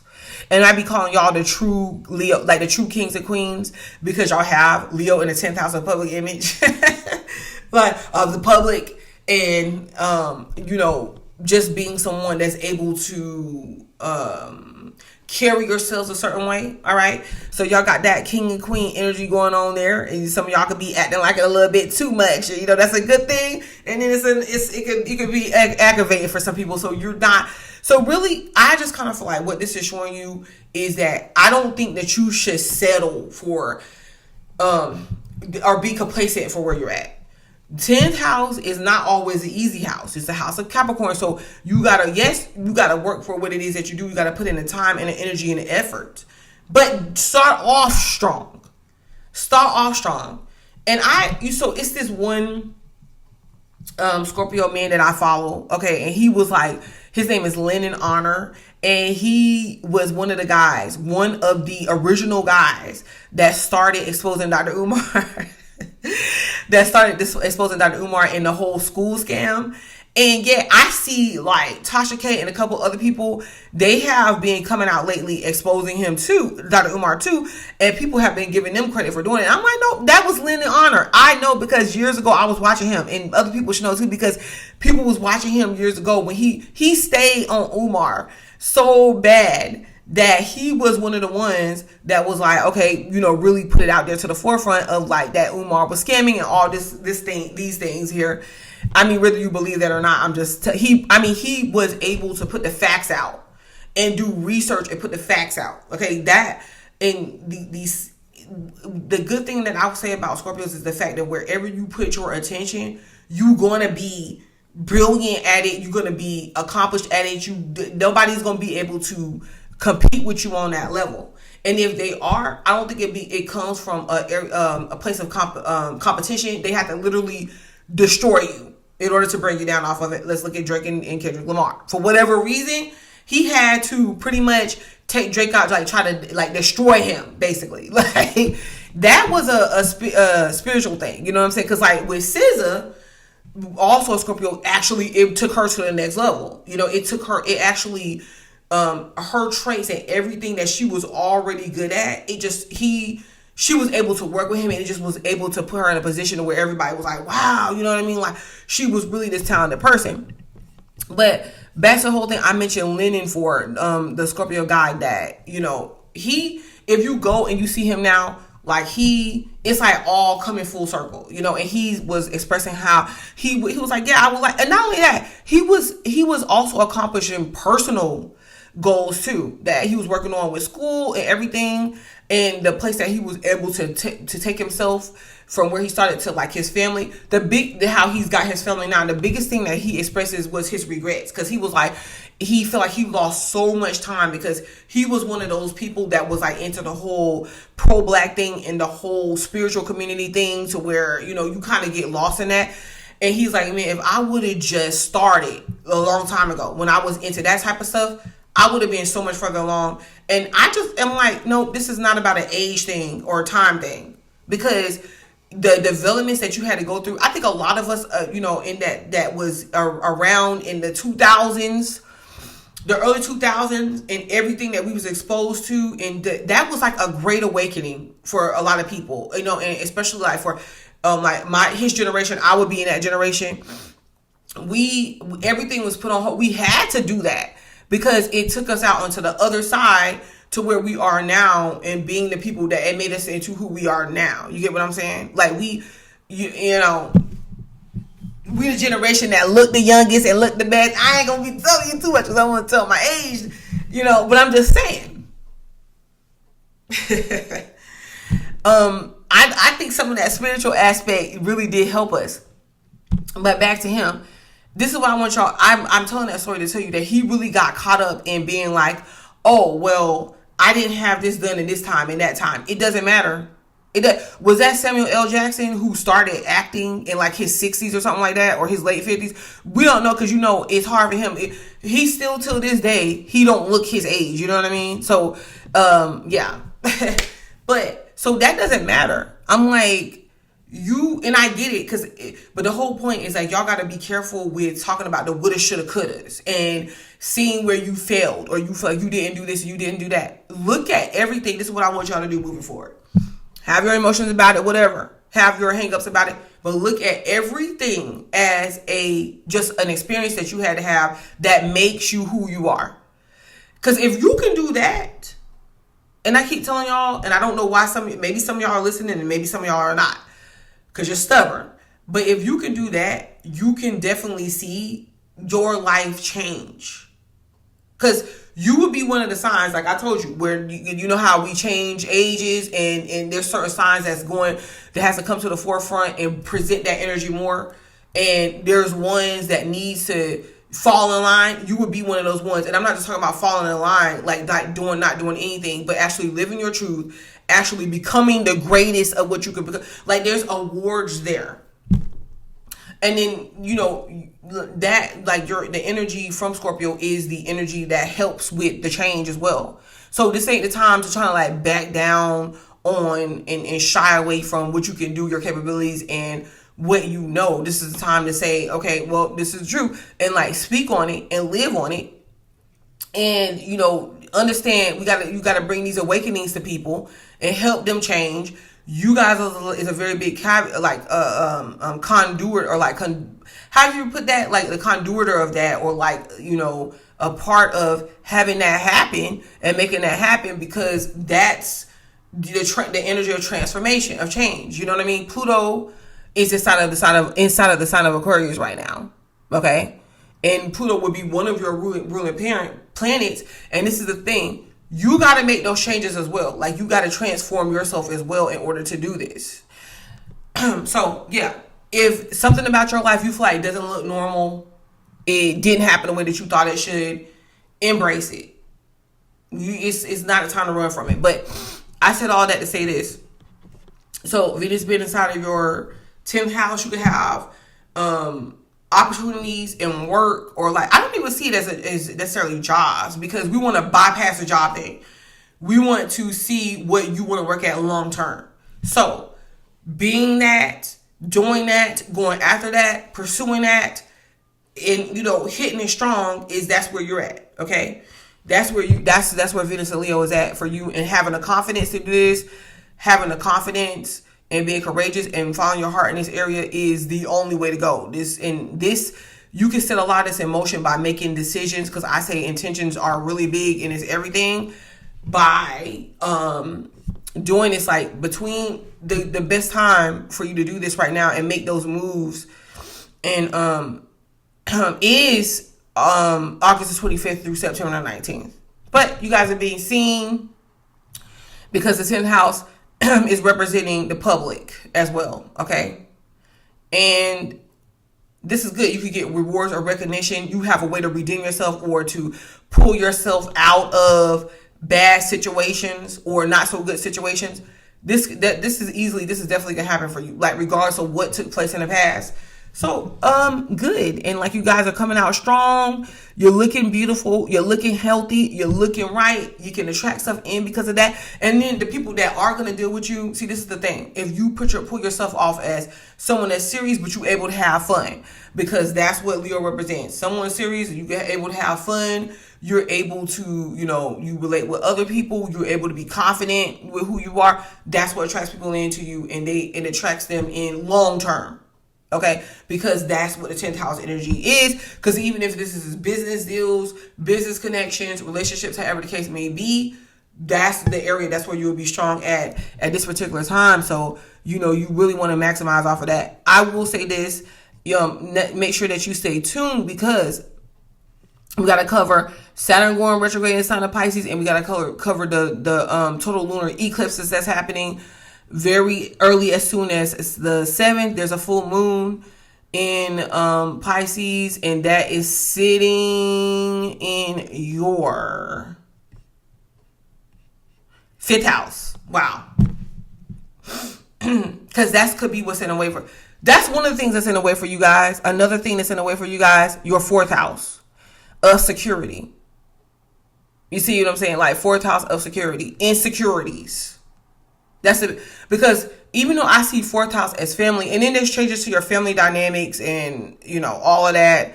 A lot of y'all could be them type of people that see your family as your friends and stuff like that.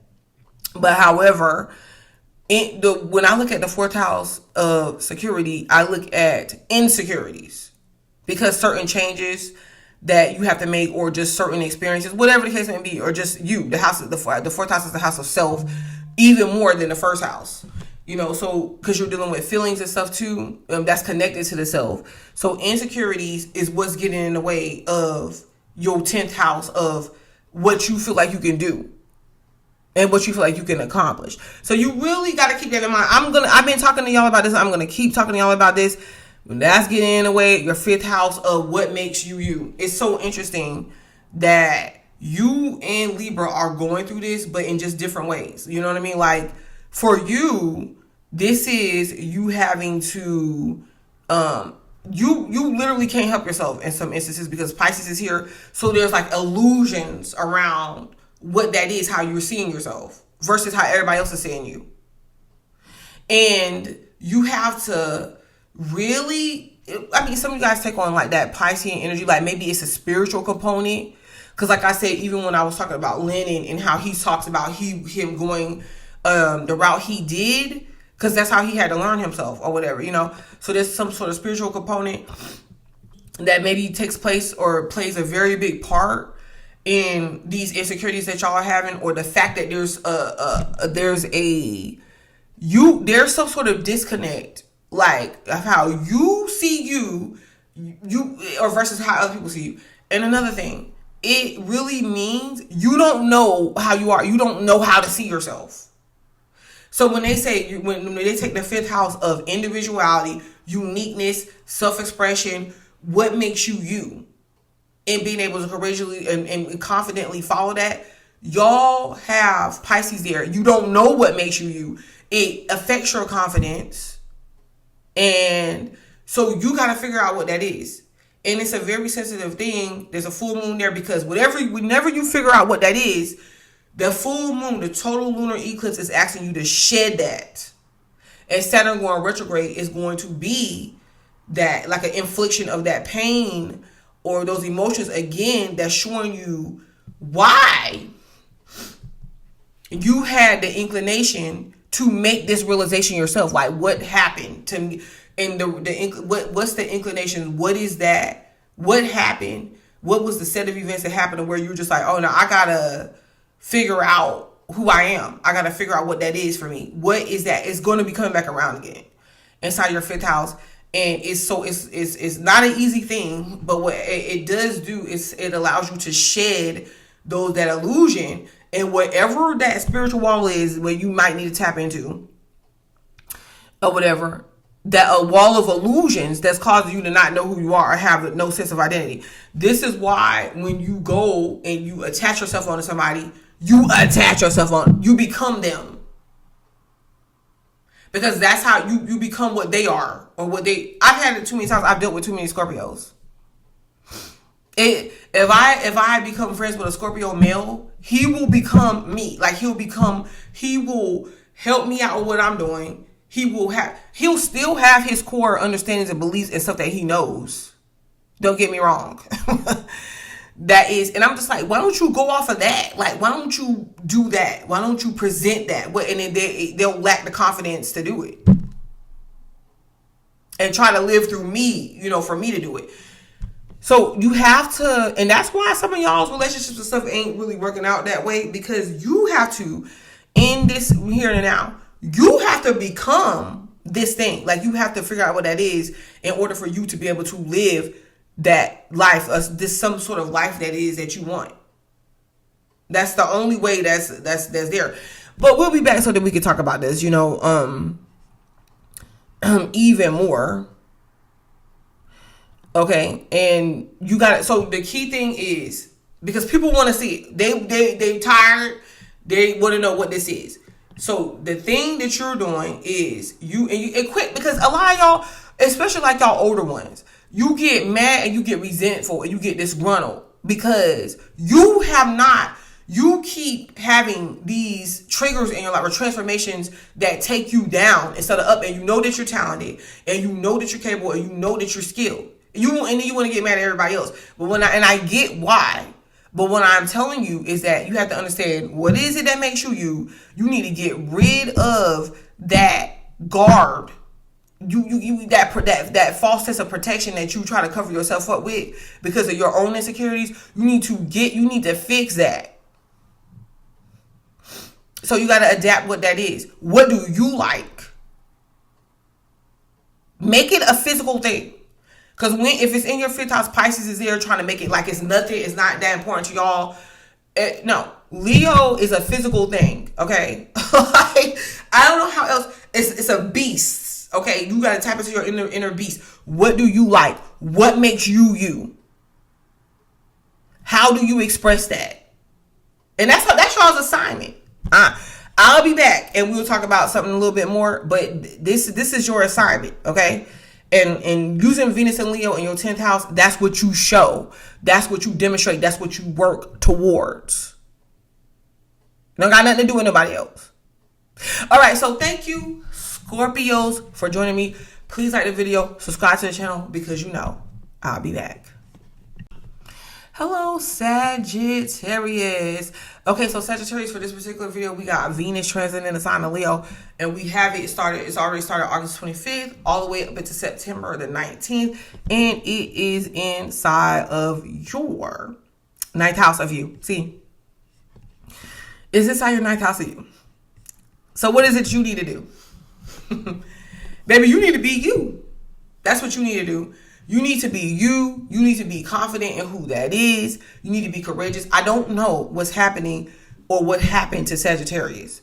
You have been living the life that you want to live. You have been trying to be true to yourself because of it. Even if you're and I'm going all the way down to this because I just kind of feel like it's necessary at this point. I don't really care. Because either you're going to be somebody that takes me in and you're going to watch me and embrace it, or you're just not. This is something that I came to the determination of as Sagittarius rising. And what I have noticed even Sagittarius like men that are, let's say you're in a marriage or you're with somebody, but you're just like, man, I don't really want to be with one person right now. I'm still experiencing other people. Dag on it. You are supposed to be doing that by nature. Excuse me. And you're trying to be honest about it. You're trying to tell the truth about it. And the people that you're with, that you're in a relationship, but they know what you're doing. But they want to bring you in and control you. And then you're allowing them to do it. Okay? We got that first thing. And another thing. When Sagittarius is like, especially Sagittarius men, decide that somebody is going to bring them in and help them, train themselves, like help them bring in their beastly nature and instincts. That's specific people. And now it's on specific people. One specific sign that help y'all do that is Scorpio. I don't if it'll be, let's take Jay-Z being Sagittarius. Beyonce is a Virgo, but she has a Scorpio moon. Let's take Sierra being a Scorpio. Russell Wilson is a Sagittarius. You see what I'm saying? That this is through research that we know this. And So what I'm saying is that, and it's because they're the sign of transformation. Like, you gotta be able to be in a position, because Sagittarius could be very dogmatic. Like, Sagittarius could be very, okay, I get this belief system. And whether your belief system is, I'm supposed to be out there scouring the world, having a bunch of adventures and mates, that could be your belief system, or whether it's religion that you're stuck on. You usually stay on that until something comes and transforms you into seeing something different. How do they do that? Through actively showing up and manually showing you or supporting you to have you see these things, and sometimes even doing this stuff for you, okay, and helping you be like, okay, no, we're gonna navigate through the change. So, and that's what you're here for. You're about philosophy. You're about learning. Okay, you're not necessarily about staying the same. And you could be a very powerful sign, but this is the thing. People have to understand and accept you as you. You know how you conquer a Sagittarius, or you get them in a position to where they're able to trust what's going on and they're able to allow themselves to make these changes when you're trying not to control them. There's two signs, maybe three. But the two signs that I'm gonna go off bat. There's more than 2 or 3, but I'm just saying the ones I'm gonna go off bat is Sagittarius, Aquarius. Those are 2 signs you do not want to handle by trying to control them, because they're going to do the opposite of what it is that you're telling them to do. If you go control them, you gotta control them in another way. You have to play psychology with their mind. You can't, because, and especially Aquarius seeks rebellion just to rebel. Sagittarius want freedom. You see, Aquarius wants freedom, but Sagittarius want freedom.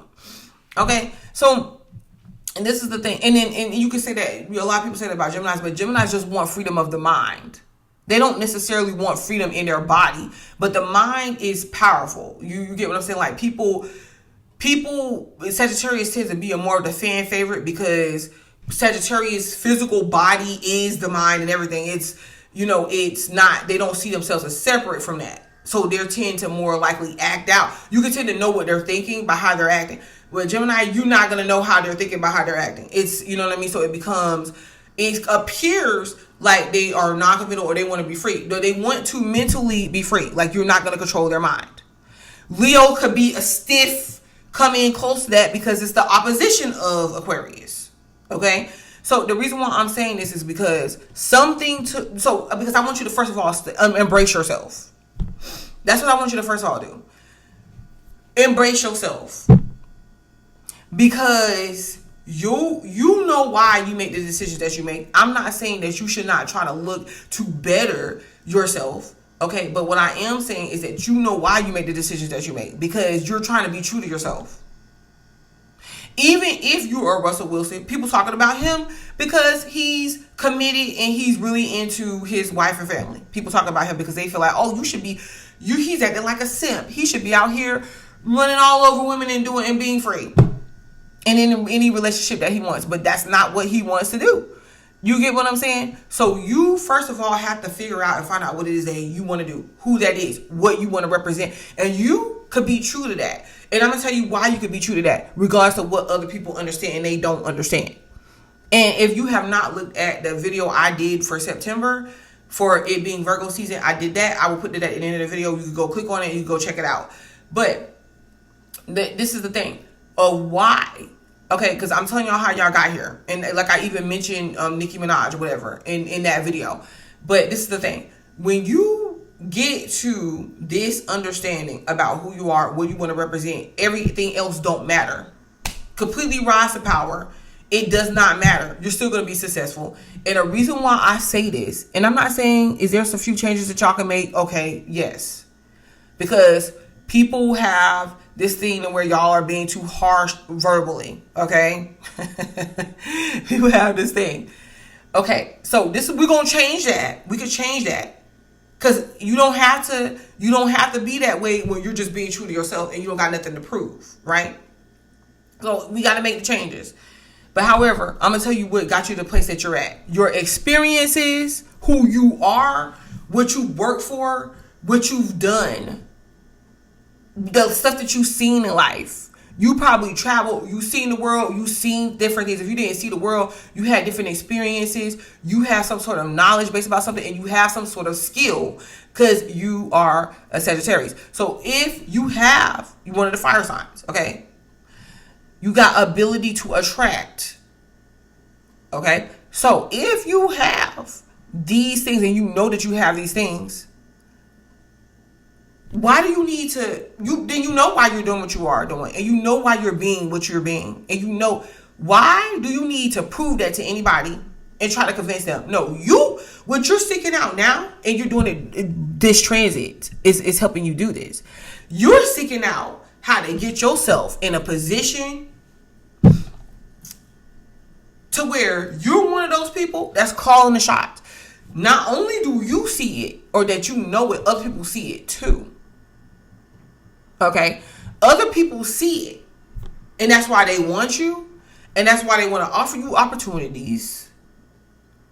And that's why they want you to be yourself.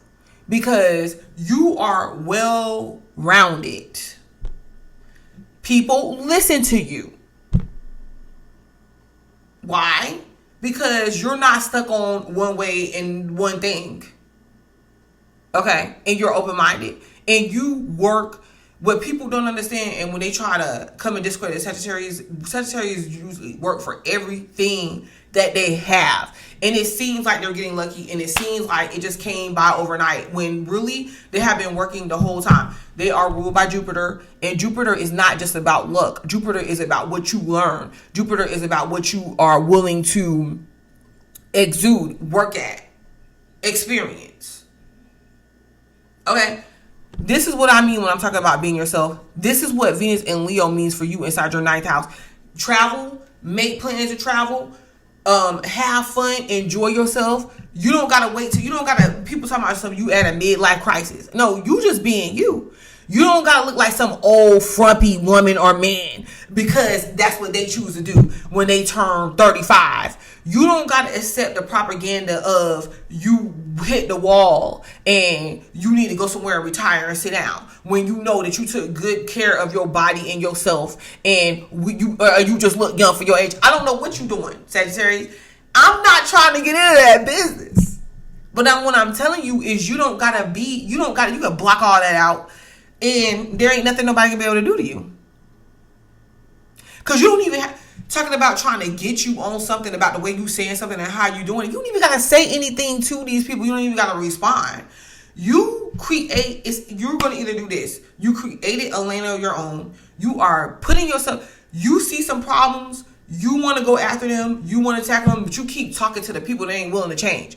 You keep going and you're making demands and come-ins and you're losing your patience and you arguing with these people that don't want to change. They ain't paying you no energy. You ain't getting no good relationships out of them because they stuck on stupid or they stuck wherever they at. You can't have no conversation with them. So why are you talking to them then? Turn on your camera. Listen. You talk to the people that need your help. And then they don't need your help, they're going to pay you because they're going to look at you or they're going to, and even if they don't, the people that want to hear you, that's ready for that, okay, that can understand where you're at, that's them. That's those people. That's what they're attracted to. They're attracted to you being you. They're attracted to your experiences. So if this is a love situation and you want to attract somebody in, or you want to become closer to your partner, whatever, you want to have that or gain a relationship, I'm going to tell you, the reason why they with you, because they like you for you. They're attracted to your experiences.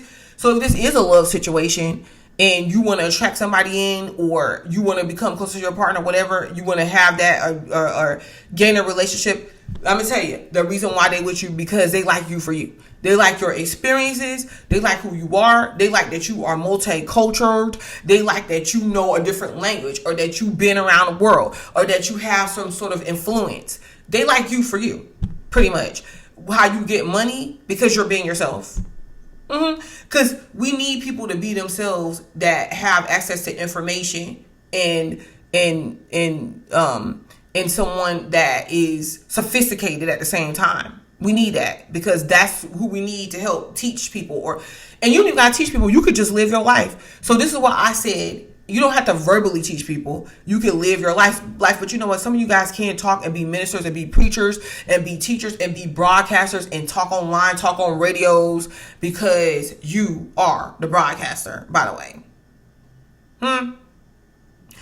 So like I said, let's say I have a parent that's a Sagittarius, with a kid that I work with, and she is trying to advocate so much for kids with special needs, and that they get left out of stuff. They don't really socialize themselves well because they get left out of stuff, and people don't really look at them in a way that they should and help them out. And she wants to go and she wants to talk to these different agencies and all this. And I'm just like, yeah, go do it, because they need to hear you. But at the same time, well, why not start a program? Why not get online and start talking and voicing yourself? Because there's going to be someone that hears it, or other people that's on the same page that's going to want to support what it is that you're doing.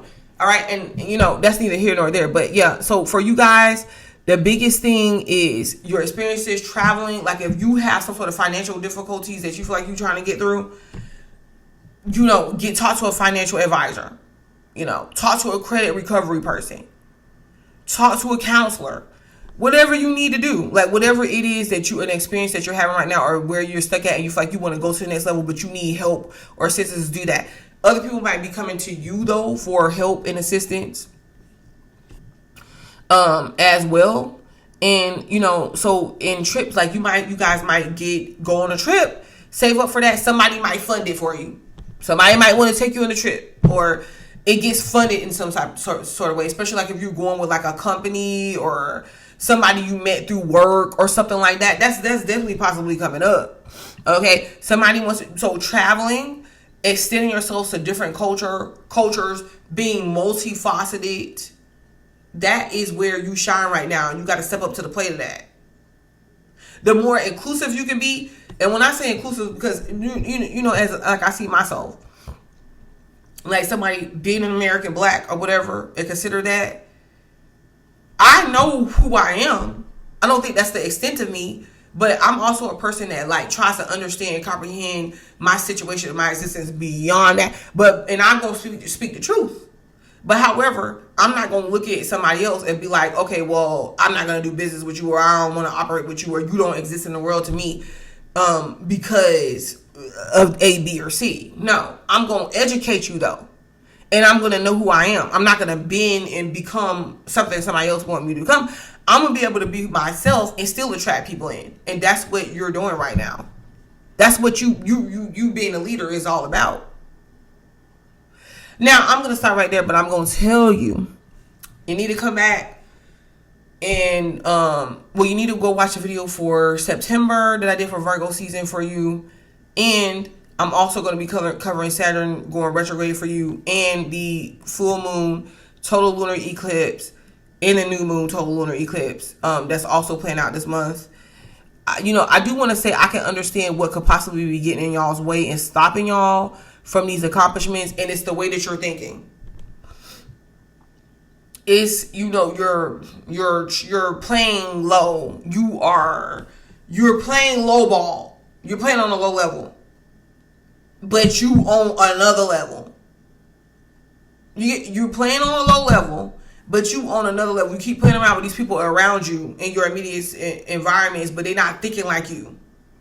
That's why they already got a problem with you. They cannot think like you. Like, you can notice if you have conversations with them, they're good up until a certain point, and then you lost them. And you can still, Sagittarius is so savvy that you can have little unimportant conversations with them, and you can think like them and all that.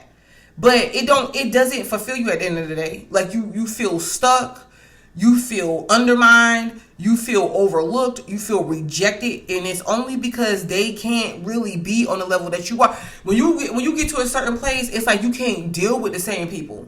And if you do, you got to deal with them in a certain way. You can't try to make a home with these people or in these situations. But your mind, for some reason, is telling you You know, even though all these situations and these facade and these changes that you're going through, with people you thought was your friends, people that you thought that you excommunicated or you need to excommunicate, whatever. The only thing you could do is like teach them, because they could be like, oh, I want to see what you do, how you do, whatever. You know, that's the only thing if you're interested in doing that. But my whole thing is you see these changes that's going on around you, right? So let it fall away. Like, let the changes do what they do. The new information is being brought to you, new insight.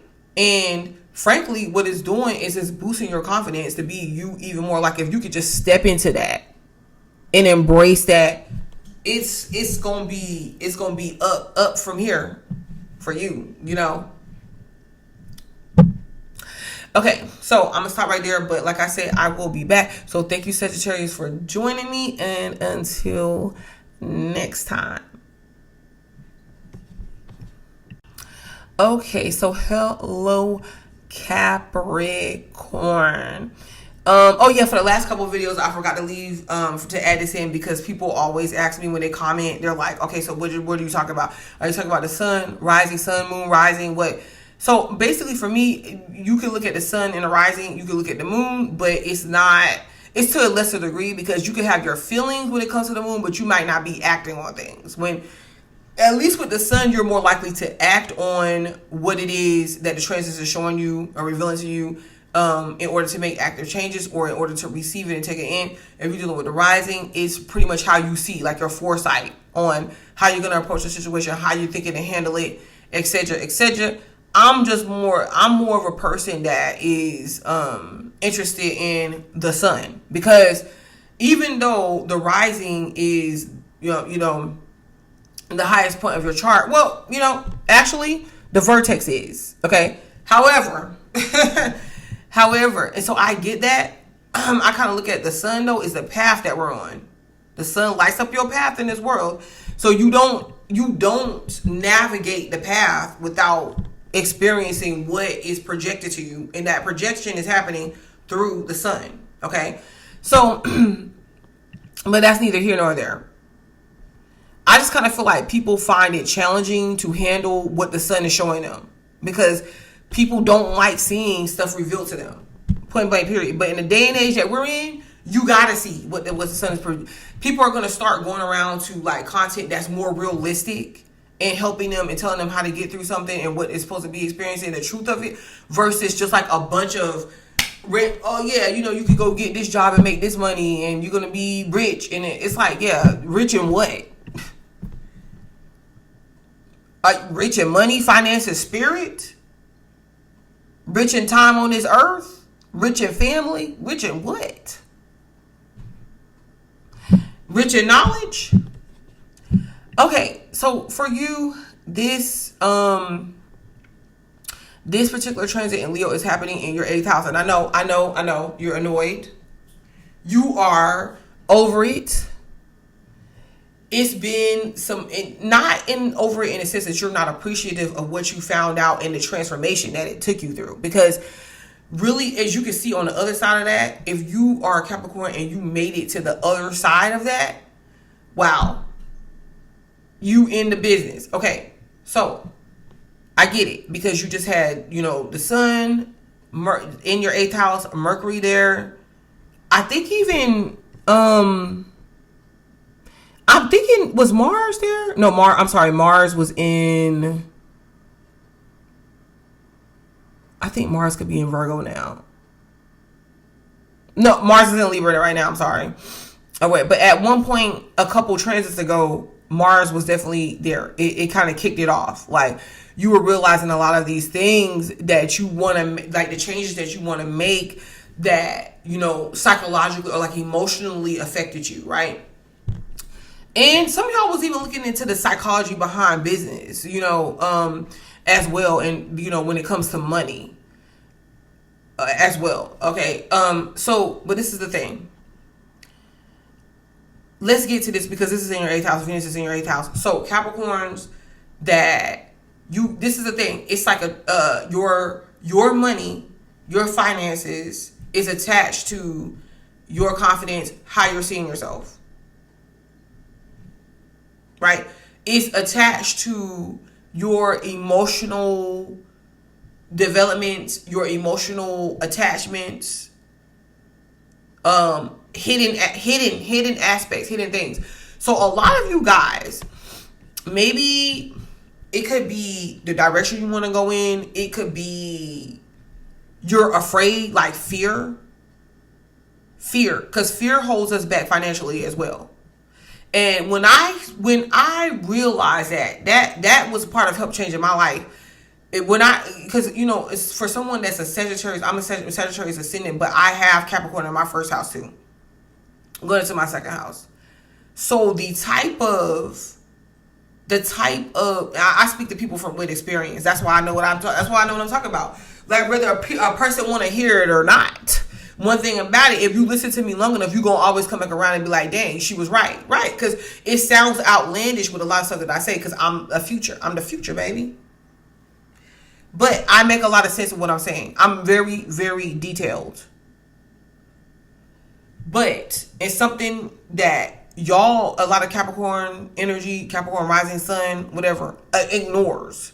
It's kind of like, well, if I don't see it, I'm not going to do anything. I'm just going to kind of keep things the same. I know this one Capricorn guy.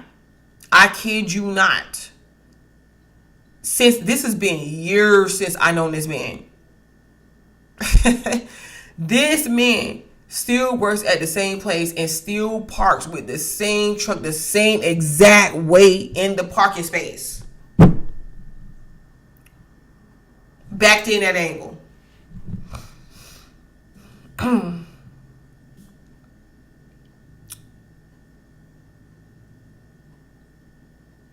So it's a whole lot of, okay, well, what don't need to change don't need to change when it comes to Capricorn energy. It's a whole lot of, well, I'm in this place and it's got to be for a reason. I'm humble about this. And I get it. Because you're ruled by Saturn. Let a Capricorn be trying to get revenge on you or trying to make you pay for something a Capricorn can stay in that place for years. Get it? For years. They'll say Scorpios will make themselves suffer to prove something. Capricorn will make themselves suffer for real to prove something. So it's not about. So the problem that I'm saying is that Saturn ain't trying to limit y'all. Saturn ain't necessarily trying to tell y'all what y'all cannot do and what you won't do. Maybe it's prolonged because by the time you actually get it and you're willing to really take it in and see, like after taking hit after hit and strife after strife, you're finally ready to succumb to the fact that Saturn is trying to show you, okay, we need you to go to the next level. Because what did you learn? What's not working at the level that you're at? Oh yeah, y'all. Everybody who's working, who's tuning into this Leo video today is getting it, because this is what you need to go to the next level. Venus in Leo is about confidence, right? Okay, courage. All right, and the point that I'm trying to make to y'all is that not to rock the boat, not to have to face that fear or to dig behind what's unknown and unseen, because God forbid you see something that's different, that's telling you to be different than what you were being. That's too much. That's asking too much. But I'm going to tell you, you don't want to feel the feelings. You don't want to feel the feelings. It's too much. It's too painful. It's too this. It's too that. I'm going to tell you, when I found this out, and I really found it out. When I found out, when people that say, and people are like, okay, well, it takes money to make money. And you're like, what do you mean it takes money? Like, I want to hold on to that. I want to hold on to people. I want to hold on to situations, you know. When I realized, like, no, letting them go is just the best thing to do. Letting them go there is a reason why in church a person gives tithes and offering.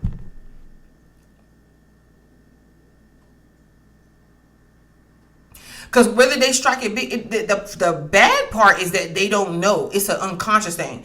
You manifest stuff, but when you want to consciously manifest, It don't have nothing to do. I hear people putting spells on other people. I hear people, and like, I could do these videos on my channel. You know, I've done them before, but the people that look at them, those are the ones that look at them. But because you want to try to hold on and hold on and hold on and hold on. That's where the trap is. Okay. No, when you realize letting this thing go, that's where it all starts to make sense. Because, and this is the act of conscious manifestation. I will, if I can. And I will be, it could be on days where I am short of money. If I feel called to give somebody, it could be somebody homeless, $1, $5, I'll give it to them.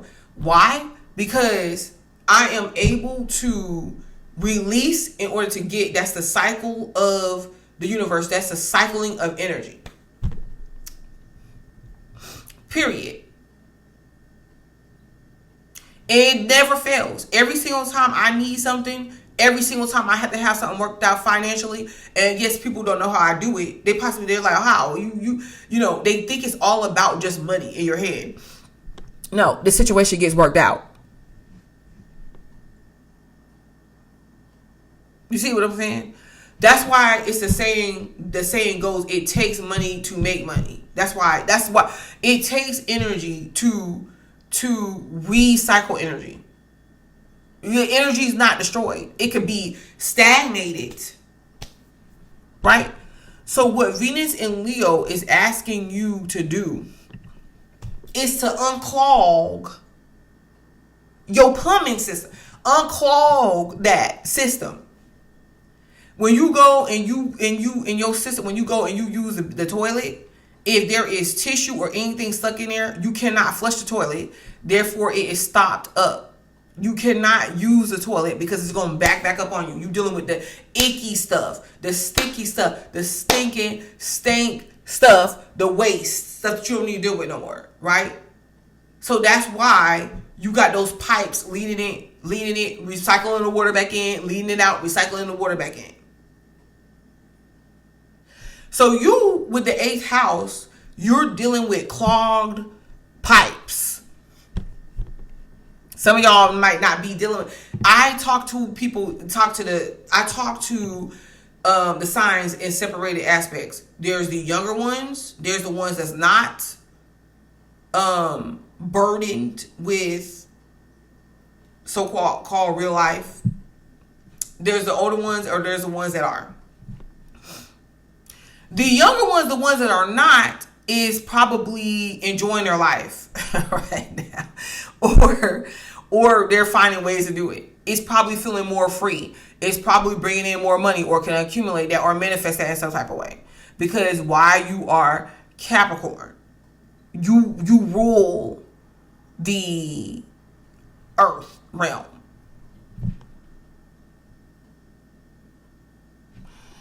So,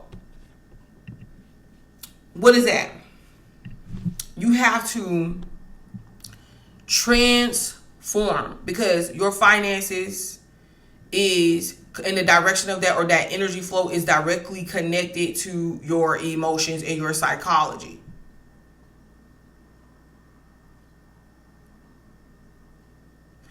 Face the fear.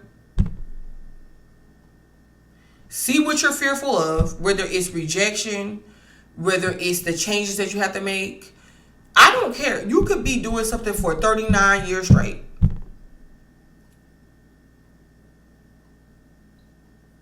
If you want to do something different now, do it. Some of y'all, you need to come out of some sort of marriage. No, I'm being serious. You need to come out of some sort of marriage because your finances is tied into that. Some bad decision or some not so good decisions that you're making in the past, your finances was tied to that. I see that you coming out of that. But I also feel like you should not be stuck to just that. You have to be able to accumulate more. You know, going into business for some of y'all. But when it comes to going into business, you're not really willing to invest in yourself because you're afraid to do that for some reason. You're not really willing to invest in yourself. You are in a place or area or something that you're doing that ain't getting you nowhere. That's a very big possibility. And if it is getting you somewhere, I'm pretty sure you could do 10 times better than that. So you're going to be seeing it, because some of y'all are going to be, you got money coming in through business. You have changes in money and financial situations coming in, where you could have been feeling stuck and just not being able to see your way forward, or just feeling like it's purposely done, however you want to put it. That's going to start to alleviate itself. The energy is there for you to do so. And it's going, for some of y'all, it's going to come through an epiphany, an emotional epiphany. And for some of you guys, if you took a hit before and you lost in a situation, it's a chance to come back around. Like I said, you get that epiphany because it starts with epiphanies, awakenings, awareness. And you're going to find some courage after you have this flashback of events that plays out, because Saturn goes retrograde in Pisces in your third house. It's about you, the way you're thinking, your mind, what you're connected to. Everyday routine, your lifestyle, what you've attached yourself, you formulated these threads that for a lot of y'all, those need to, Saturn's coming back to this to show you, okay, you've seen this already. Full moon, totally lunar eclipse is going to help you just completely cut those threads loose to where you operate more freely in your mind. It's certain things that you're not seeing. It's because wherever Pisces is at in the chart, it's easy for people to not see you. Like, you cannot typically you can overrule your mind easily and just do. Where your mind is bringing in new ideas, creativity, it's ushering in new insight, and it's telling you might need to move, you might need to relocate, you might need to do this or try that. And you're not willing to do it. It's and it's because it's like you cannot think. You feel like, well, I don't want to think creatively, or like my creativity doesn't work. No, you're blocking that because you like you can't see it. How do you see what it is that you think? Like you allow yourself to do it? Really?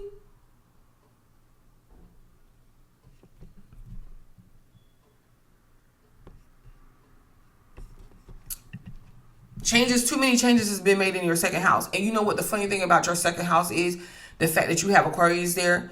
Your second house is about assets, income, net worth. Some of y'all could take yourselves to a whole new net worth, finance, and just net worth, period.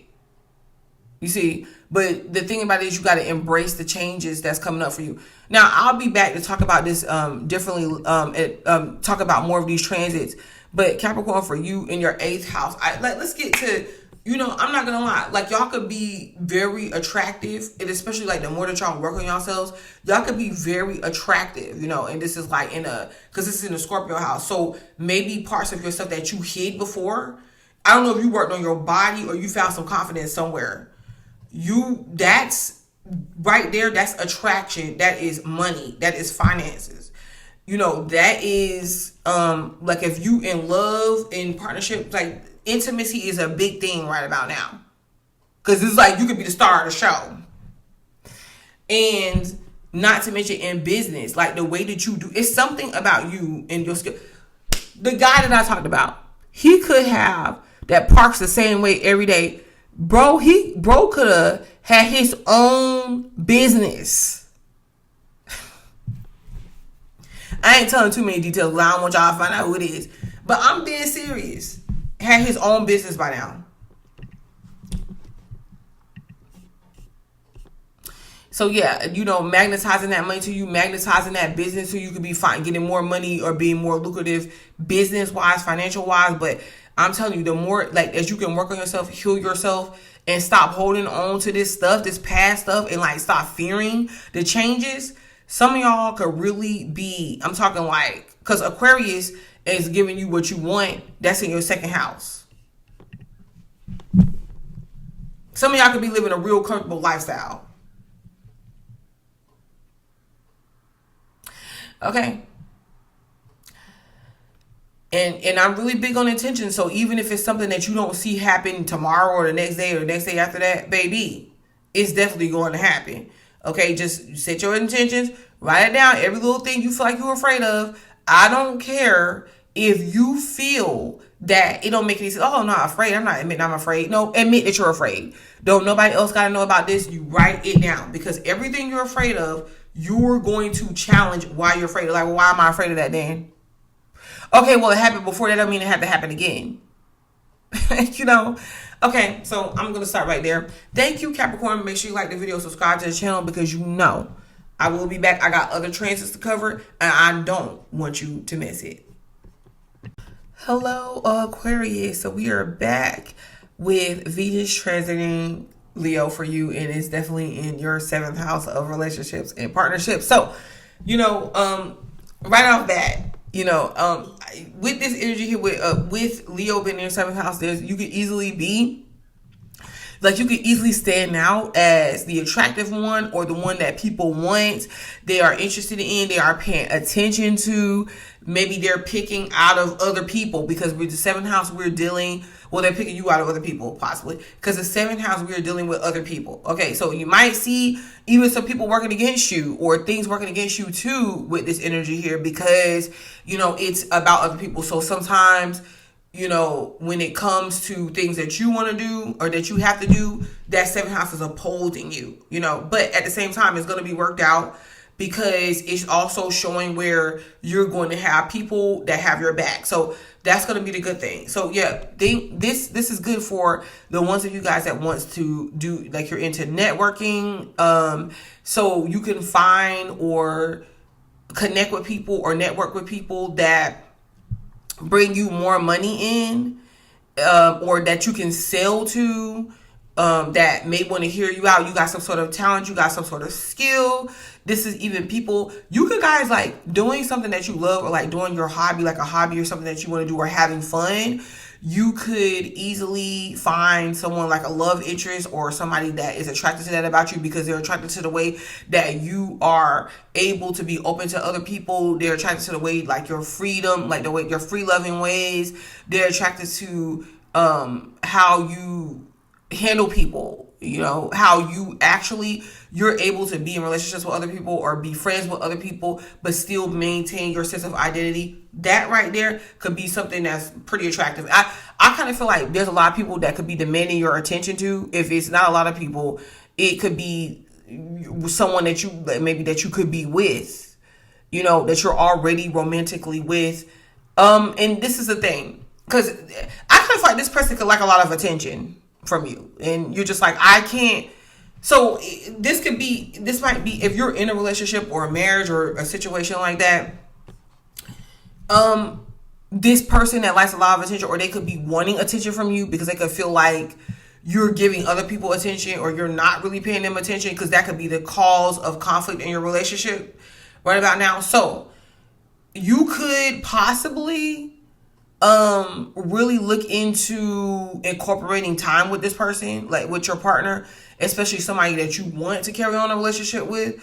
So paying them attention, having and scheduling personal time for you guys to be together and spend time together is something that they're really going to love, and they're really going to admire about you right now, and they're really going to enjoy, and it kind of gets them off your back a little bit, you know. And this is taking place, because you got to remember, this is taking place all the way from August the 25th up until September the 19th. All right. So yeah, you know, maybe having something that you do to let them know that they are important and that you are thinking about them over the course of this time could be something that helps the relationship a lot. Okay. Because that is there, you know, I feel like it's going to be kind of hard getting time to yourself. I'm not saying that you can't, because in instances to where that you need that time, you that's something that you're going to have to do. That's something that you're going to have to actually create for yourself, that time. So, because there's a lot of focus on the opposite, like, of relationships. There's a lot of focus on people outside of yourself, and them doing what you wanting you to do, what it is that they want you to do, right? I kind of feel that even for you right now, I think that you're interested in people, like your love interest or whatever, like who you want to form relationships with, are people that are not controlling over you, and people that understand that you know, like how you move, like you like your space, when you like your space, it's not nothing for them to necessarily take personal. You like the person that's going to be the most unique. Maybe they have a certain level of confidence. You feel like maybe that's what they have to have in order to deal with you anyways. They have like a certain level of uniqueness and individuality when it comes to who they are and what they represent. Like I said, that's what you're attracting in, but at the same time, that's what you're attracting in. That's what they want at the same time. That's what you want. There's a lot of changes that you've been going through as well. So you do feel like, because you've been going through so many changes with like your lifestyle, with your identity, who you're becoming, you know, what you're trying to become, you need somebody that's going to be a little bit more stable in your life, and they have some sort of independence to where they are able to maintain themselves outside of you. So good when it comes to money and finances. I don't know, maybe you get with a partner that's got the bag, or, you know, when two people join together with money and finances, it does alleviate a lot of the financial difficulty when it's just one person. So maybe your person gets a job, or maybe you get into a relationship, or maybe some kind of way, or maybe a partnership that brings in money. Like there's more than one income some sort of way, or you're generating more money, like more than one. You have your like work you do, or the way that you generate money you're bringing in. There is more than one income stream or something that you want to have going on, or like you want to facilitate to help financially. But yeah, so the more networking you could do, the more the more, see, that's y'all's energy right now. The more networking you could do, the more that you can. And I think that a good business approach is what you can offer other people. Like if you're one of those Aquariuses that's into business and you're trying to help develop that plan, it's like the best approach is telling people or showing people what it is that you can offer them with them working with you or with the work that you do. Okay, because people are already looking at it, and I feel like they're interested in who you are and something that you do well, like some sort of skill set that you do well, that you can actually market to other people, and it definitely will be successful. Okay, so don't sleep on it. All right. Yeah. So what could be possibly getting in your way, or the changes that you're going through? Because like I said, you would have to be able to deal with somebody that understand that, like, who you are, and that you're not like the type of changes that you're going through in your life. Some like you're becoming a different person, or you're transforming in. I mean, this could be like an Aquarius that you could be someone that's transforming into like older age, or or retirement, going into retirement, or someone that is transforming from one career to another, or one way of being to another, or having to take on more responsibility in some sort of way. And in this instance, you got to be able to utilize the help that's around you, and there's people that's willing to do that. Okay, so you shouldn't have to burden everything on your own, you know. So the only thing that could be stopping that is maybe possibly you getting in your own way. So I will be covering the Saturn going retrograde transit. That's happening in your second house. Yeah, that's happening in your second house, and you know, this goes back to material gain and stability.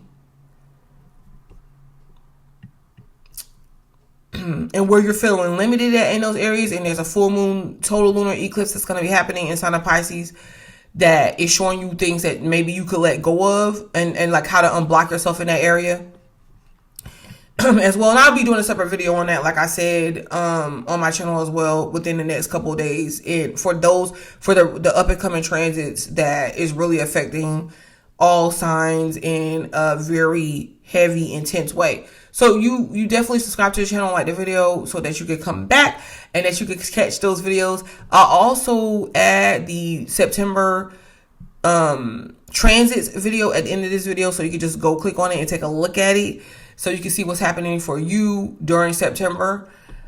And so thank you for joining me. Thank you for watching, and I will be back.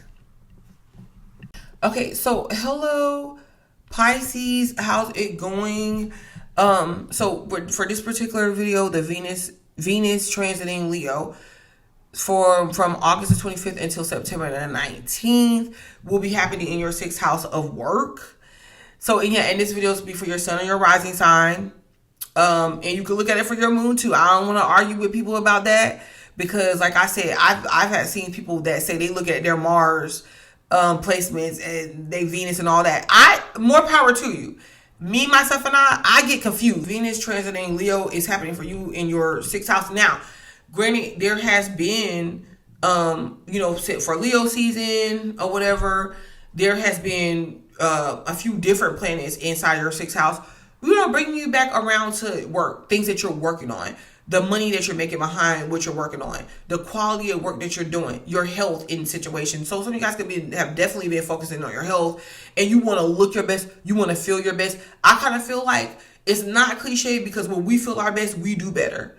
And typically when we feel our best, we end up looking our best as well. So there could have been like changes you were making towards you working on your body and working on your image and the way that you show up, and you want to be more effective at work. You want to be recognized for the work that you do. But I'm going to tell you one thing, Pisces, what I won't get caught up in, and you want to put your best foot forward. Yeah. But you don't want to get caught up in doing too many responsibilities that's beyond yourself or outside of your pay grade.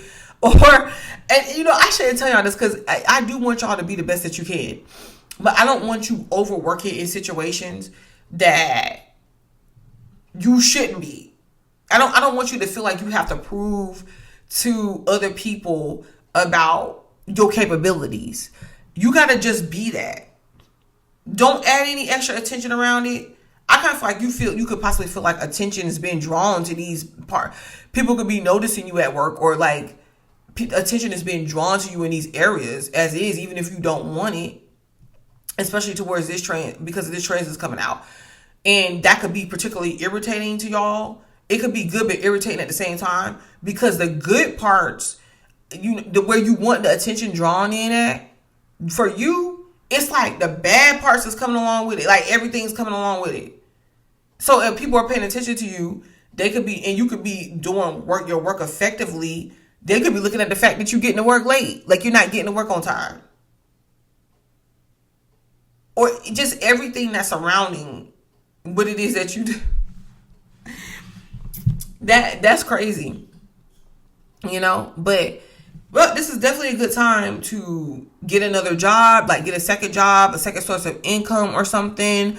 This could be to get a raise at a job, because I kind of feel like if you are doing really good, or might even get another position at your job and get those offers or those opportunities, or even you yourself seeing, having some sort of realization and, wanting and recognizing where you feel like you could make more money or you could do better, because maybe some of you guys want to step your game up because you're tired of being complacent. Well, that's definitely here. I kind of feel like y'all could have some sort of love interest at work, or either like to attract this person in, or why this person finds you attractive because like they like your work ethic, or they like what you do, or they like the way that you work on your body, or the changes and developments that you're having going on there, because that's that's something that you're working on. They like your leadership skills as something that you do, like you're able to take the lead in certain situations, or you're finding the confidence to do so because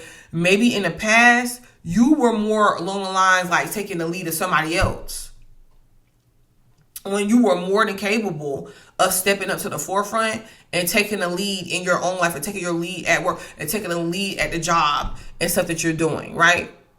And with you, your confidence is coming up so much that you are even telling people that where you they were sitting there and they was waiting for you to support them and take care of them. You're telling people like, hey, no, this is what I need out of the situation too. I need support out of this relationship and out of this work situation. I need attention out of this love situation. I need for my needs to be met in this situation too. And the reason why is because you're getting clear on what that is. And I'm going to tell you, they better watch out, because Saturn is going retrograde back into the Pisces on September the 1st.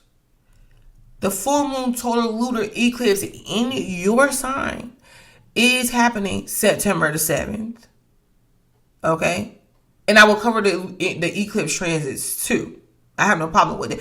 But it is happening September the 7th. And I'm going to tell you, you're going to get triggered, Pisces. You're going to get triggered because you're going to feel what feels like a block coming back around when it comes to you. People blocking you at work. People blocking you in relationships. Like they're expecting you to give, and not notice nothing. Not notice nothing wrong. Okay? People not recognizing you. They recognizing you for everything, but for what you need to be recognized for. You like the amount of support that you willing to give, but you not getting back. You're gonna get triggered so bad by Saturn. And what it's gonna feel like a block is really Saturn saying, okay, so Pisces, are you gonna deal with what you're dealing with at this level, or are you gonna go to the next level? Because a lot of y'all won't even be in relationships. Y'all will trick yourselves out of relationships. You would stay in and not every situation, because I'm not saying like this is not about just relationships in general, like love. It could be, but it could be in different areas. Okay, so but I'm just saying this is an example. Some of y'all would stay in relationships and you would try to make that relationship, like you would try to make that, like even if it's not working, you can see what's not working, you will not care. That's why a lot of y'all can end up in situations where you like the mistress, or you like, it seems like you're taking the woman's husband, or you the third party, or you always attracted to people. Cause look at the 12th house. I mean, you just gonna be real. Like you always attracted to people that's with somebody else already. Like you can't, like, well, why didn't they tell me? Well, baby, you never asked. You're looking at things from a fantasy in a way. And people get over on that. And it puts you in messed up situations. Because it's just the energy of it. When Saturn goes retrograde and you get triggered, because that's what's going to happen. It could be in a couple of different places. Where's Uranus at right now for you?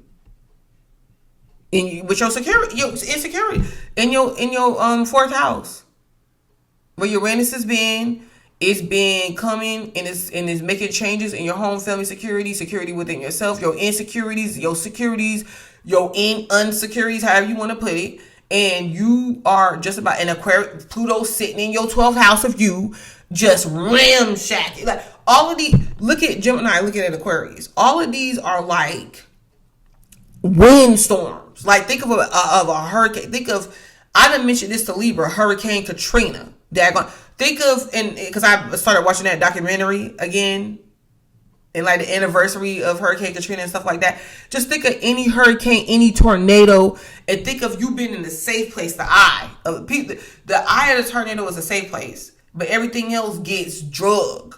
You not in the eye. You not in the safe place. Does that mean that you can't withstand the storm? No. There's a lot of people that are in storms that are not in the safe place or not in the eye. Okay? Does that mean that you can't overcome the storm? No.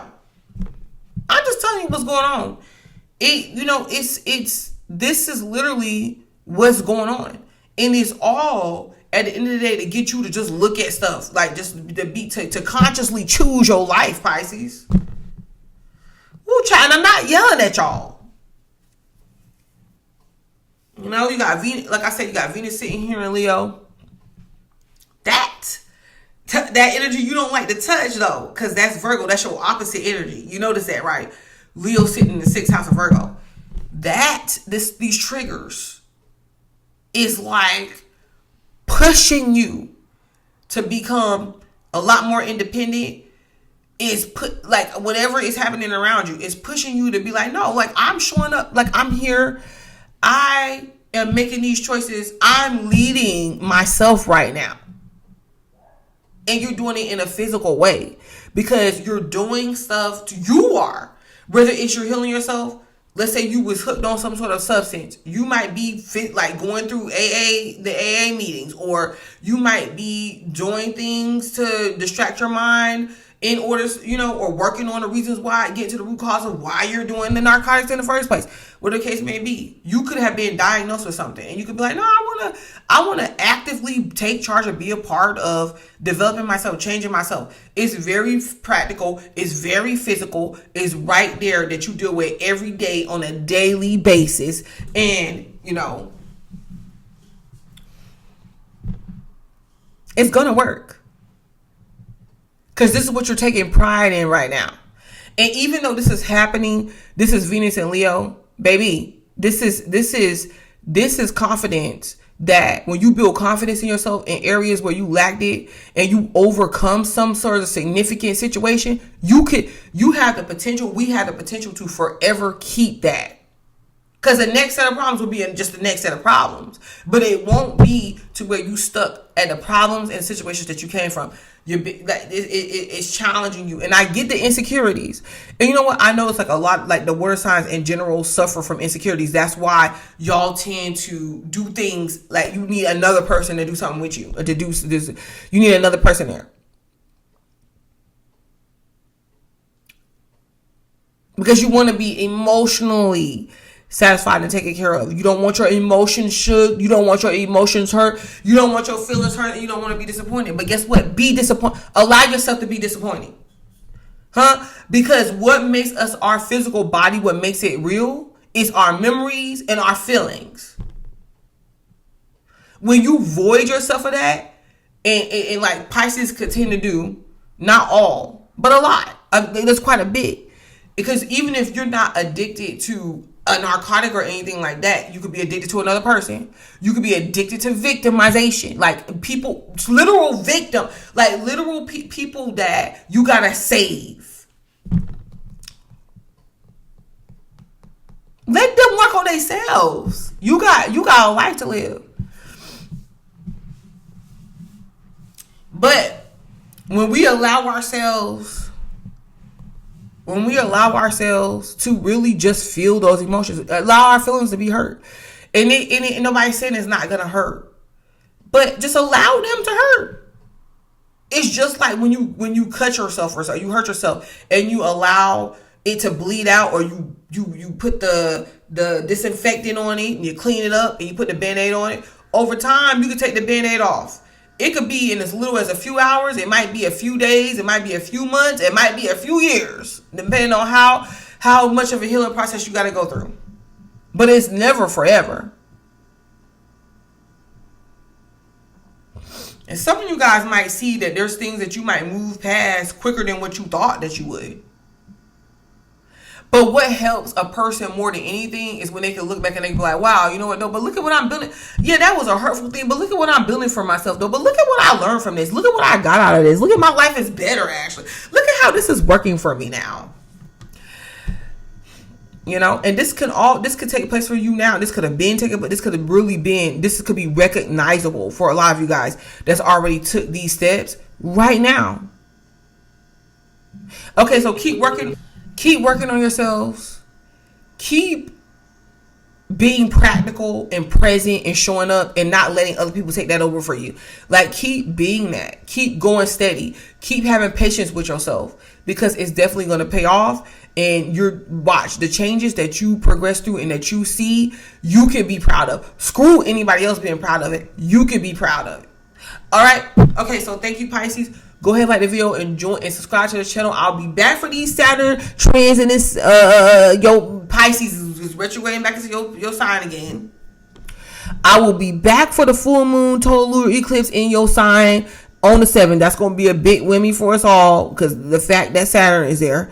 I will be back even for that new moon. And that's going to be happening in September as well. But we will definitely be going into Libra season. Like, we'll be heading out of finishing up Virgo season, going into Libra season. And so just keep that. That's towards the end of September. But this is where you begin. This is where you put. And for you, we're going to put that in your 7th house of relationships, because this is where you're going to see everything that you worked at. It might solve or fix a relationship issue. It is going to put you possibly into getting and forming new work in partnerships with different people, or you might see something that worked against you work totally in your favor. And we're going to come back, we're going to talk about it, and I want you here for it. Okay, so thank you, Pisces, and I'll see you because you know I'll be back.